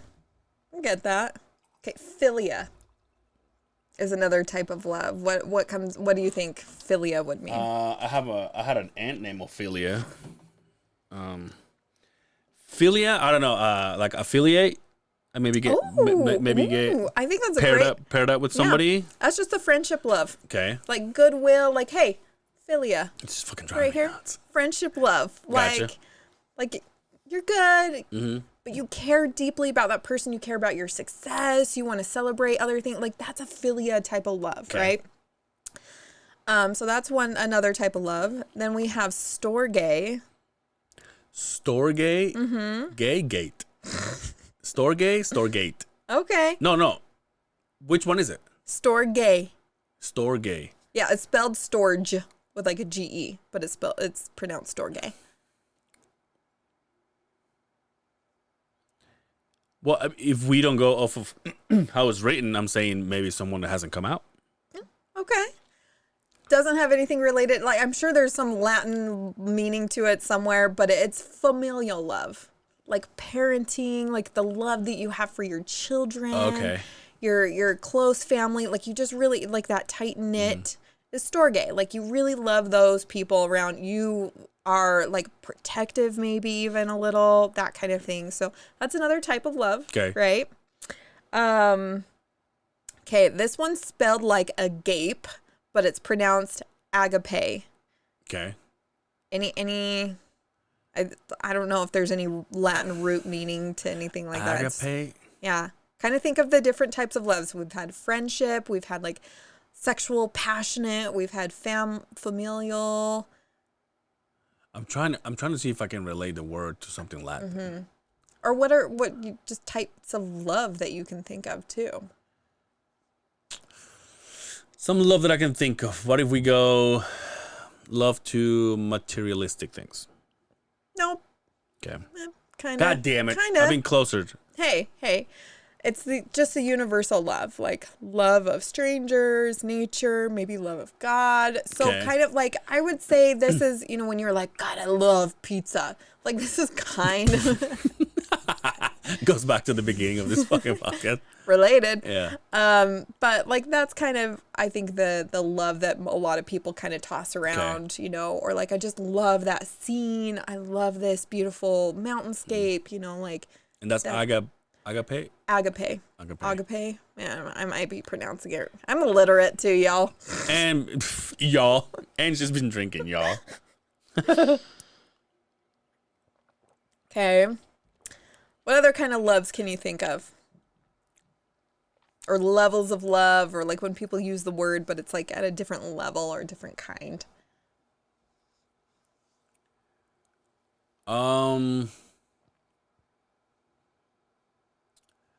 What about the love of an idea, like the love of kind of like a future situation, maybe like love the fact that I'm gonna love by the time I get to accomplish this. So it's something that you're not seeing. It's not palpable. It's. Okay, that would be cool. That might be somewhat related to the pragma love. Okay. Which is like that pragmatic love, like that, like logical, like you're gonna be like very intentional and step by step and like build this.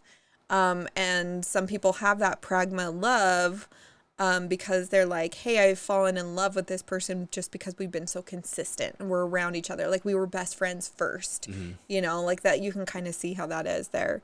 But there's another one called ludus, and I could be pronouncing it wrong. Who knows? But this I think it's pronounced ludicrous. Okay. So what does that relate to? Ludus, ludicrous, like. It's like something crazy. Yeah, like kind of.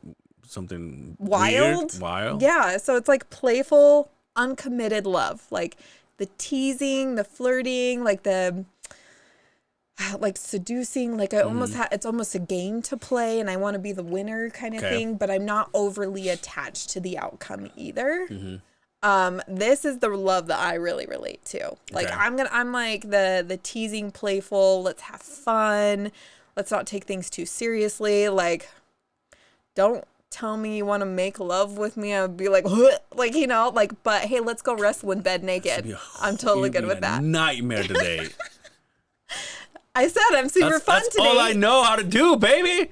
Exactly. I'm passionate. I just told you. Yeah. So it's like when you have people with different types of love styles that they relate to, can you see why like miscommunications can happen? Or like where I would look like I'm super uncommitted because I like that playful love or I'm not taking things seriously, but I could still be like very loyal, but I want to be very goofy and have a lot of fun and let's go wrestle. And like it was really, really hard at the beginning of my relationship with my husband. So he's a hemophiliac, and so his blood does not clot. Like so if you punch him in the arm, he can have like internal bleeding kind of thing. And bruising and other things that can be life-threatening if it's not taken care of. Oh, damn, has he ever gotten in a fight and he looks worse than the guy when he actually won? Yeah, no, usually he gets in a fight with himself. He'll like fall or like something will happen. A lot of times it's lifting at the gym. You just lift the wrong way and you can get internal bleeding. He can get a bleed from that. You know, people are like, oh, is he going to die from like a paper cut? Okay. You can have a physical, like a surface laceration where you're bleeding out, but you can put pressure on that wound. You can close it with a Band-Aid. Like you can do stuff. It's the internal bleeding that's scary. Hemophilia. Hemophilia? Yeah, so I call him my hemo. He's my hemo husband. He's a hemosexual. Which honestly makes a play into because I would punch the guys I date, you know, like let's goof around, let's fucking wrestle. I love that, being physical, like all of that. And I had to relearn how I showed that because he would get pissed if I punched him. Like, it's like, it's not fucking funny. Like, I could bleed. I could get a bleed. And it's like a lot of money for his meds. Ooh. And so I'm like, well, I'm sorry. Well, you're making a lot of money, so that's fine. Now I am. Before I wasn't. Oh, I have to tell you, remind me of the disc my daughter gave me the other day. A disc? A disc. Like she fucking school. She was an asshole, is what she was. Anyway. Okay, so that's the love that I relate to. Okay. Super teasing, fun. Like I give people shit. Like it's ludus, right? And then we talked about pragma, but there's another one and this one I'm probably gonna fucking butcher. Philautia. Philautia with a PH. Okay, it makes me think of like phallic-ish something. Anyway, which isn't far off. It's self-love. So when you know, self-love with... That's how you self-love yourself? What the fuck? Well, yeah. What do you do this? That's what I do. Well, I was saying like phallic, no, yeah. You know, okay. Philautia? I don't know. Philautia? I think so. Philautia. Is that an F or a T? Eutia. That's a T. TIA. Okay, Philautia. Yeah, okay. Which is self-love. Like you're loving yourself, right? So there's all those different kind of love. So you can see if somebody like expresses their love in a different way or likes to have that love in a different way, that like there could be miscommunication. So I think it's cool to kind of like understand where some of them are at. Obviously, like, you know, that familial love, like that's something a lot of people can relate to because they've been raised in a family or maybe even close friends that they have that familial love towards, you know, like best friends or whatever, that kind of thing. Do I have a problem by being so passionate? No, some people love that. For me, I'd be like, God, like, chill the fuck out. Or it's like so playful, like, you know, where you want to like bite someone or like choke them, like squeeze the hell out of them. Yeah, I don't know. Wait, that's you? Yes. Okay. Oh, yeah. God damn. When it just like comes in a wave, you just. Hey, good thing we're friends, huh? That'd be so fucking awkward. Oh. Be like, hey, come here. You're like, They smack you around a bit. I don't think that has to do anything with love. That might just be like the passion that's always there. When you feel it so strongly. But yeah, I think like sometimes I can feel a little suffocated too. Where it's just like, just have fun. Like, stop taking yourself so seriously. How are we relating this to Valentine's? Valentine's and love. Yeah, but like, is this like, so are we just, is this a new thing? No. No, I think it's just language that, well, obviously it's not a new thing. It comes from Latin. True. My bad. I'm saying because it's like the first time that I hear about it, right? Like I've known the 5 love languages. Right. But I never heard this before. So does this get added to this? They're like kind of two different things, right? Like the 5 love languages is a little bit more like new age, right? Where these have been around because of how people used to, like the language they would use to express the type or level of love that they were showing, right? And so I think it's also important to know that people can, in the English language, we use love for a lot of different things. Yeah. When you say, hey, I love this, or I love you, what are you actually meaning? Yeah. How do you want it reciprocated? I think that's also very important. For me, like, I love a lot of things. I love to play. I love to have fun, whatever. But like being in love is more of that passionate love that I was talking about. And that, like, there has to be so much trust for me to even say it out loud. Like, you know, there's been times where like I'm all, I don't love you. Like, I'm not in love with you, you know, like to people that I'm in a very serious relationship with. Well, bye. Like, if I can't be in love with you, I shouldn't be with you. Yeah. But really, maybe there's some ebbs and flows, and maybe sometimes I'm not in love with you because we aren't on the same page and we've drifted apart, and we have to choose, do we want to drift back together or not? And so that's kind of the thing for me, is to understand, like, what do those mean and what do I want from it? And what do I appreciate and how do I want to express it too? Am I doing someone wrong if I happen to care about someone, I happen to adore and let's just say love someone, but other than that person, I'm not looking for anything else? I'm not looking for meeting your family. I'm not looking for getting to know your kids. I'm not looking for... It's just that person. Is it that person or that side of the person that they become when they're around you? Because if you don't want to meet their family or their kids or have that relationship, I don't know if you love that person for their whole self. Okay. You love them for how they're showing up for you. Which there's nothing wrong with that, but it's important to understand that you're loving this side of them. Is it because it's the side that I get to see? Because that's the side that I get to see when they're with me? Yes. You haven't invited the other sides because maybe you're not interested in the other sides. There's nothing wrong with that. You're just saying, hey, I appreciate this side of you. I love this side of you. Yeah. Not really interested in the other stuff. And then they, now that you've communicated that, get to decide if they're okay showing up with only one side of themselves every time they're with you. If the other sides are super important that they don't want to, then they get to decide, hey, maybe me and Angel just aren't for it because I need to show up my whole self. Yeah. But I know lots of people who love to just show up to that, with that relationship, with that side of themselves. And that's totally fine. There's nothing wrong with that. Yeah.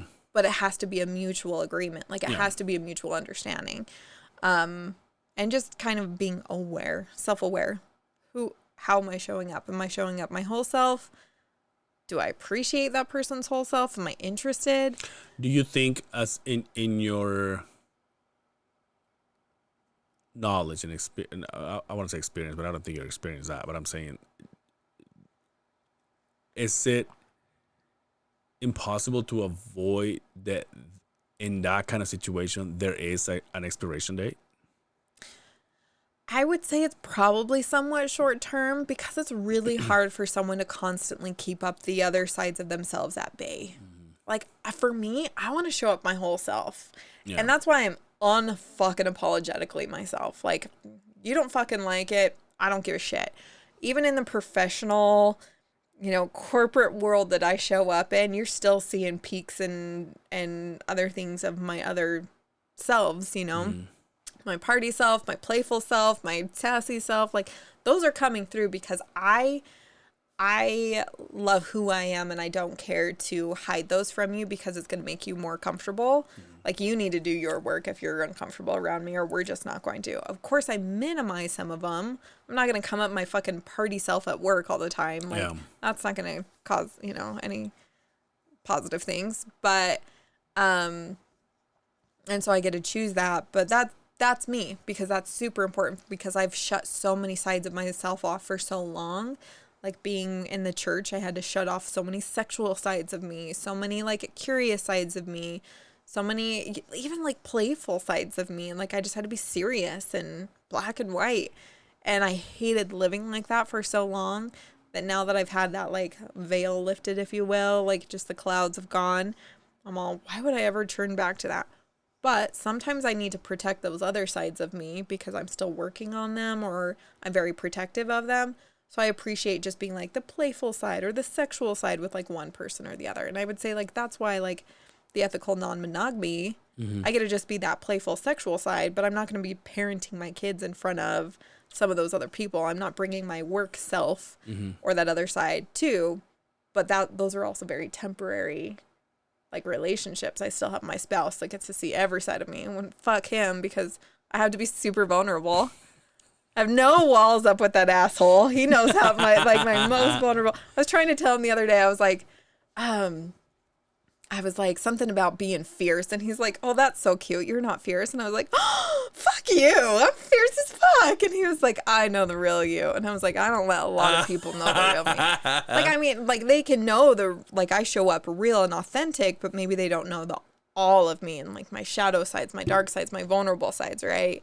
And so, but I was just like, but that's also why I was so attracted to him in the first place when we first met is because I was like, this person does not see me for the facade that I was bringing up, like that fierce side or whatever that like you can't get under my skin. Chill the fuck out, Beyonce. Yeah. No, he was able to like kind of see it and be like, and anchor that like kind of chaotic energy, you know, like for some of the stories I used to tell myself and the reasons we would like not get as along as well as because I'd be like, you're trying to control me when really he's like, when really that was the whole thing that I was most attracted to. I needed like that anchor. I'd float off and be too extreme. I'm a little much sometimes. He kind of anchors me and gives me a little bit. That'll be the title of this episode. Just kidding. Nightmare today. Do you miss podcasting? I really do. Yeah? Not enough to do it again though. Really? There's so much emotional energy because I guess not even emotional energy because I have fun with it. It's a release. It's actually an emotional release. It is the mental energy it takes. I've got to edit. I've got to get this like content. Like you're looking at everything in your life as a piece of content. Yeah. As it gets exhausting. Because I think we were talking about when we hung out at the fights last time at a bar named Sue. I was talking about like, I just went to my first rave and I fucking love it. I'm going to another one. Like it's super fun, right? And Dre was like, that's great content. You should totally make that as content because like you're older. Rude. But I think I called myself as later everybody raver. Old. He's older. He's probably older than you. Yeah, by only a couple months though. We're the still. same. Fucker guy. And so like I was like, when yeah, I met I'm him, a later raver. when I met him, he wasn't 30, and then he was like, "You fucking old as fuck." Now he's 35 or whatever, 32, 33, whatever. It's like we're 34. Thanks. Fuck you guys. I'll be 42 this May. exciting. Is it? I don't know. Age is just a number. Really don't like. Yeah, what really value care. do you put on it? Right. You know what? You know what's funny is like now that you say that, like I go into, I mean, single no kids, right? Yeah. So that Single no kids. That puts me on another bracket, right? But like him, single no kids. I should put that on my email signature. Angel Severa, and it says assistant scheduling manager, single no kids.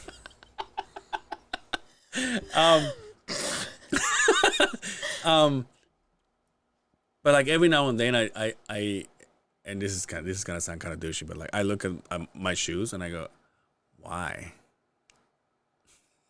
Why to have them? Yeah, why have so many? Do they bring you joy? Yeah. Well, I mean, yeah, obviously that's the reason why I do it. And obviously, and the one thing that I keep telling myself is like, hey, this is better than being addicted to alcohol, being addicted to meth, drugs. And it's not an addiction. It's a passion. It's a hobby. It's something that brings you joy. It does not have to have like a value or a purpose even other than for you. And so that was something for me, like the podcast, like there was no value in it other than like an information exchange with my listeners. Yeah. I wasn't making any money off of it. None. Like I was putting so much money in. Any like little trickle of money we did make, it just went right into the podcast to pay for stuff. And so like that was really, really, really difficult for my spouse to know how much time it was taking up for it not to be a financial gain. And so, and again, I must say, I once again, I love your honesty, because you're like, I do miss it. Not enough to bring it back. Not enough to bring it back. Like, so it gave me so much joy, and like that, again, because I enjoyed it. I love talking to people. I love exchanges. Like, you sit next to me on an airplane, we're going to have like a best friend chat the whole time. Like, it's going to be so much fun. Like, I don't know. I bring this out in everyone. And so like, I loved that with the podcast. I got to meet really, really, really cool people who are brilliant and smart and fun. And it's just fun to like chat. Right. But it is so hard to stay consistent. And then you're looking at numbers and you're like being driven by like extrinsic motivation versus like the intrinsic motivation of like that passion exchange, that connection.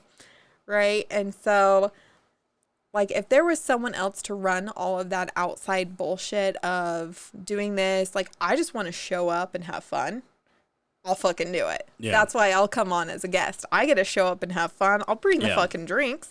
Yeah. But I don't have to edit this. I don't have to post it. I don't have to think of a catchy title.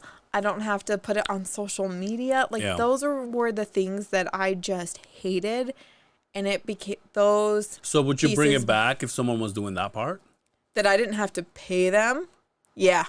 I'm not going to pay like a producer to do that. Yeah. Right? Like I just, that financial, like taking that from my family is kind of hard to say, because I can't be like, you know, like buying my Jeep was like I'm going to be putting a lot of money in this. Sure, it's only a few $1,000s that I can pay cash for right now. Yeah. Not a big deal. Paid off. But I'm going to constantly be putting money in for it. What am I getting in return? Well, I'm getting time with, like, my son is 14. Him and I work on it together. We get to go off-roading together. It's super fun. Like, it is our connection. And I have a fuck ton of fun. Like, I love it. Like, I rally the shit out of that. But it's my happy place, I'd say, outside and like getting dirty and like being in the mud. Like, I love it. I'm like, I need more friends who off-road because I don't want to go alone. You say you're getting into motorcycles too? I want to. I was just telling my husband this. Is this one for you two or one for each? This is where we always are trying to go back and forth because of his hemophilia. If he lays down his bike once, it can be life-threatening. And so what does that mean? You're going to ride? He's going to be in the back? No, well, right, bitch. No, well, I think that's more dangerous. He's twice my size. I can't fucking balance that. I'm like I'm all researching bikes for short legs. Wait, okay? so what does this mean? You're getting one and he's not? What about a trike? Ew. Hey, I'm trying to fucking help you. I might as well get like a Jeep with the top off if I'm gonna get a trike. You just fucking said if he lays his bike, well, if it's a trike, it's not going to. Very true. Very true. And so that's why we keep going back and forth. And so we keep saying, hey, because when student loans are paid off, we will reward ourselves with something. He has a car in mind. I have a motorcycle in mind. And so I'm like, well, I'm looking up, Well, thanks to you, those fucking loans are never going to be paid. Hey, my second master's, I paid for cash. Like, the first one at the U was fucking, might as well rape my asshole for that one. I should sell an ovary to pay off that one. Anyone want an ovary for sale? I got a kidney too. It's pretty good. And I'm O negative, so I'll just pump that out. Oh, shit. So anyway, I forgot what I was saying because I started talking about how to pay my student loans. Motorcycles. Yeah. So that's going back and forth. Like, I really want one, but is it worth it for me to have one and then leave my spouse all the time just to go play? Because he doesn't like off-roading. He hates it. He does not. We went once, and I drove. Yeah. But if you've ever been in a Jeep Cherokee, like an XJ, like they're small, they're boxy, and he's a wide man, and so his shoulder kept hitting the window, and so he had a bruised shoulder. Because I'm not going easy. I'm having a fuck ton of fun. So are you... Anyway. If you were going to have it your way, are you talking about a boulder bike or are you talking about a cruiser? I would probably... No, I like to ride on the back of a boat bike. I don't like to drive them. But I really want like a cruiser. Like, is it the Indian Scout bobbers? Mm-hmm. Because they're good. Indian, huh? Yeah, they're good for little short legs, and they look sexy. Like they're hot bike. So there's are you into Harleys?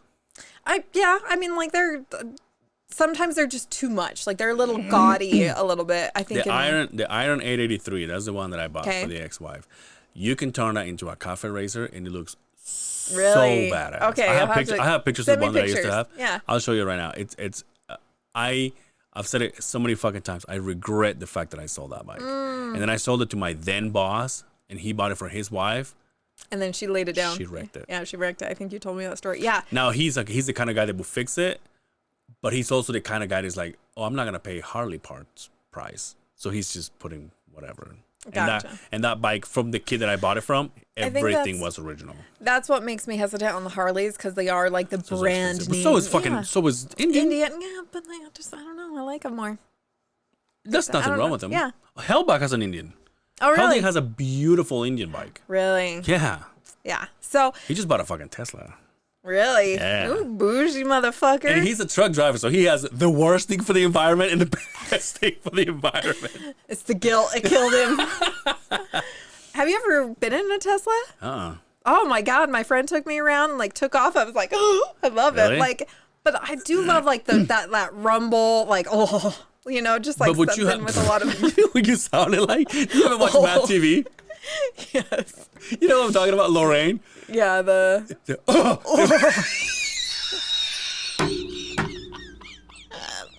What else does she say? What is it? Who's the name of the person she's always talking to? I don't know. Steven? No, it's not Steven. That's SNL. That's the mom. No, Yeah. it is Matt TV, but that's the mom and the kid. Yeah. Stuart. It's Stuart. And the kid's like, Mom. Yeah, but no. So I think the mom is one of those Lorraine. Lorraine's like, oh. Yeah. Like she would test the table, be like, start smacking it, shaking. Yeah. So what were we talking about? What did you just? I was just talking about me coming in cars. That's all. Oh. I like speed. I like to have a lot of fun. The drug? I like to push it. No. Just cars. Yeah, I'm not like a anything. speed kind of gal. I just like to fucking cruise. Cruise. No, I have to put my car on cruise control on I-15 so I don't race everybody. Feet. Feet? What? So you don't speed? You gotta go? No, I was just checking the time. Is that the one that? Apple Watch? Yeah. Yeah. Keeps all your shit in. Yeah. Then it talks to me all the time. Does it? What'd you try to say? I'm all, I didn't do anything. Dude, my mom has this doorknob. There's like A smart like lock? Like techie. So I go in there and I touch it and it gives you 2 numbers. You touch the 2 numbers, then it gives you all the numbers, and obviously I put my mom's code, right? Yeah. 9856. Yeah, and now we gotta change it again. And so he goes, me, like he opens it, right? So then I walk in. I always forget that when I close the door in like 30, 45 seconds, it'll automatically locks.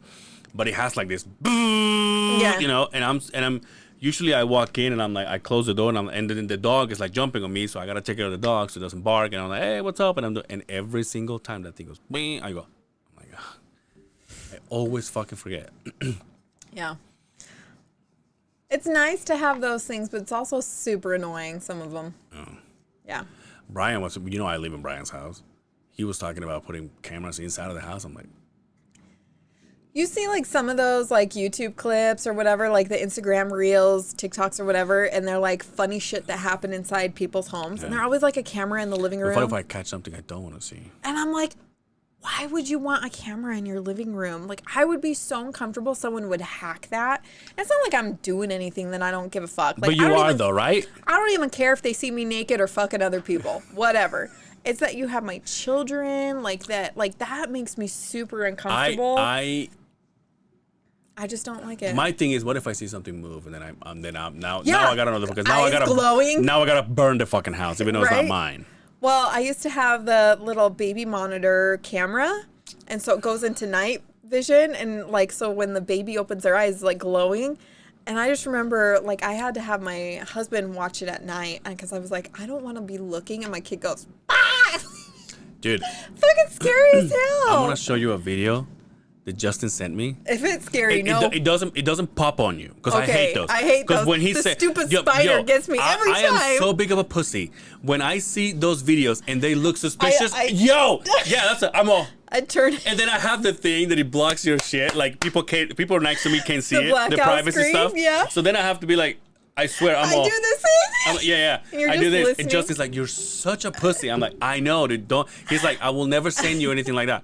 But he sent me one. It's scary. It's scary shit, but you're seeing it. It's nothing popping out. Okay. I gotta show you because I'm talking. Goosebumps. Dude. You believe in ghosts? Yo, we talk about this, right? Yeah, well, okay. So it's so funny because I'm atheist, but I believe in like that, like that evil, like it just hovers, like it can, like you can. I have too much of a visceral response, like an automatic, like bodily response. I get so freaked the fuck out. I will make myself cry thinking about it. Okay. Like. And my mom is such an asshole and was telling me that my great aunts, are mediums and used to like summon and talk to the underworld, whatever, beyond. I don't even remember. And she was telling me about how my grandpa would like wake up in the middle of the night and have like a spirit on his bed. And I was like, oh my God, I've had all of those experiences. So I've tried to just like shut it the fuck out. And I was like, is it my imagination? I don't give a shit if it's scientific or not. I feel it. I have experienced it. It freaks me the fuck out. I feel like if I think about it more, I invite more. And so I just try to like shut it out because it's scary. It's scary. It's too real for me. So I'm alone. Too real. I'm alone in the house, right? No, I couldn't do that. I haven't had anything bad happen to me. That's why I'm afraid of the dark. About last week ago. And I couldn't walk up the stairs. That's too big of a pussy shit. So a few days ago, I was editing in the house, and it's not late, but it's already dark, so it's already nighttime, right? And I'm editing this stuff. There's nobody in the house. It's a big house, 5-bedroom home, right? Downstairs, upstairs, and so. Right where I only sit in one spot in the table where I see the kitchen and everything. Right behind me is the glass door that goes to the patio. Okay. And it has a black curtain. So obviously I come home and then I close it because I don't like people to see me inside. Like people that turn the light on and with the break, I'm like, get the fuck out of here. Yeah. So I close my shit, turn my light on. So I'm sitting there and I'm editing. Glass door behind me. I swear on my life, right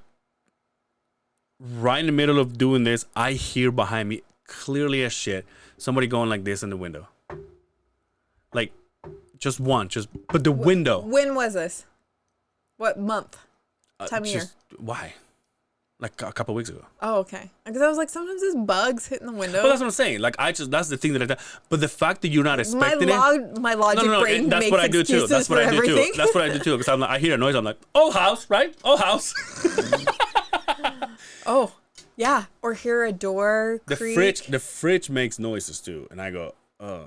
And then when Brian was living there, he had like the nice washer and dryer.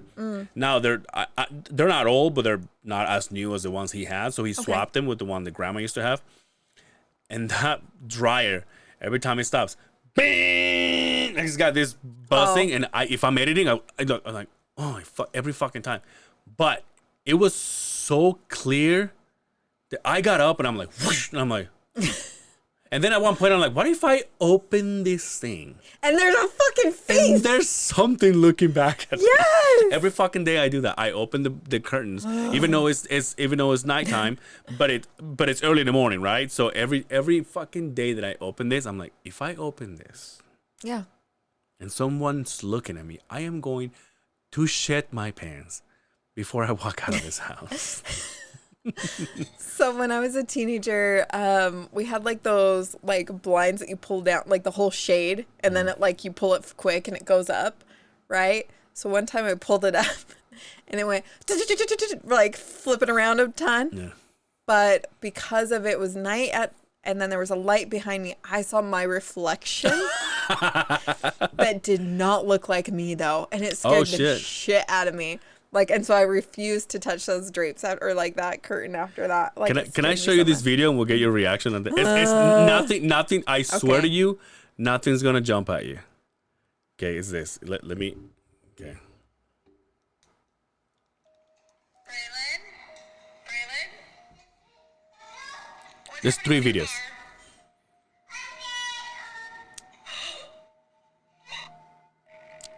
Now look clearly at the kid. I don't want to.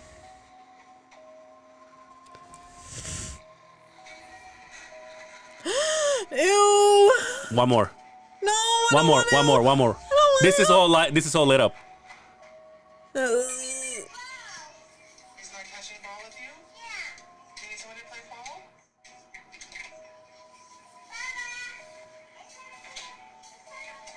And closes.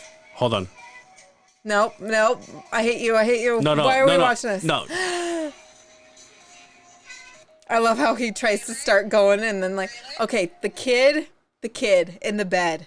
Oh, that one gave me fucking chill. I'm telling you, dude. I'm like, and the first time that I watched this, I'm like, Justin's like, I won't send you anything. I don't believe him, obviously, because it's Justin. But it's like, but you can watch this. So do you like scary movies then? No, fuck no. No, I don't watch any. Like, I will watch no scary movies, no haunted houses. Okay. Haunted houses scare the shit out of me, so Justin thinks it's so fun to take me. Yeah, and that's, But because it's the jump scares that get me, it's so... Anything with evil spirits, anything possession, stuff like that, I hate watching. Or like, like evil magic, whatever. But I will watch like the thrillers, Texas Chainsaw Massacre, like, like cut them up, shoot them up, whatever, that's fine. But like the supernatural anything, like that scares the shit out of me. Oh, I still have like the chills. That video is insane. That video is insane. It's just a Backstreet Boy. It's my fucking. If anyone ever like looks behind me, like over my shoulder, and they're like, I'm like, what is it? Like, I'll freak the fuck out. Who left us unattended? I'm sorry. Why would you say that out loud? Now that's all I'm gonna think of when I see you. But I'm like, hey, what's up? I'm like, whoa. Oh my god. Oh, we need supervision. Hey, we're over 2 hours on this. We can shut it off and still hang out. Okay. Thank you so much for coming. CUMMING. Yeah, before you came. You know me so well. I've had that release before you came. Hey, I know I did. All right. And then I got interrupted by saying, I'm here. I'm like, fuck. I'm just kidding. Yeah. Well, if anyone want to listen to the podcast, Oh, yeah, there you go. Salty Sex Cast, saltysexcast.com is still open, still available. I had to pay for that shit again. I'm all, is it worth it? Is anyone visiting? I don't even know. I still have that sexy, well, I mean, it's on our page. But That sexy picture you sent me the first time you guys came here, and we forgot to take pictures. I'm like, oh, you guys have some pictures of yourself? And I figured you guys were going to do like, click, and then you sent me your boudoir pictures. I'm like, oh, okay. That's what we're going to roll? yeah. And so, yeah, if anyone wants to listen to the podcast and hear those stories, you can find them on Salty Sex Cast. You can catch me, Angel Severa, on Instagram, Angel Severa on Facebook. That's my last name, Cervera. Thank you for coming. Love you. Love your husband.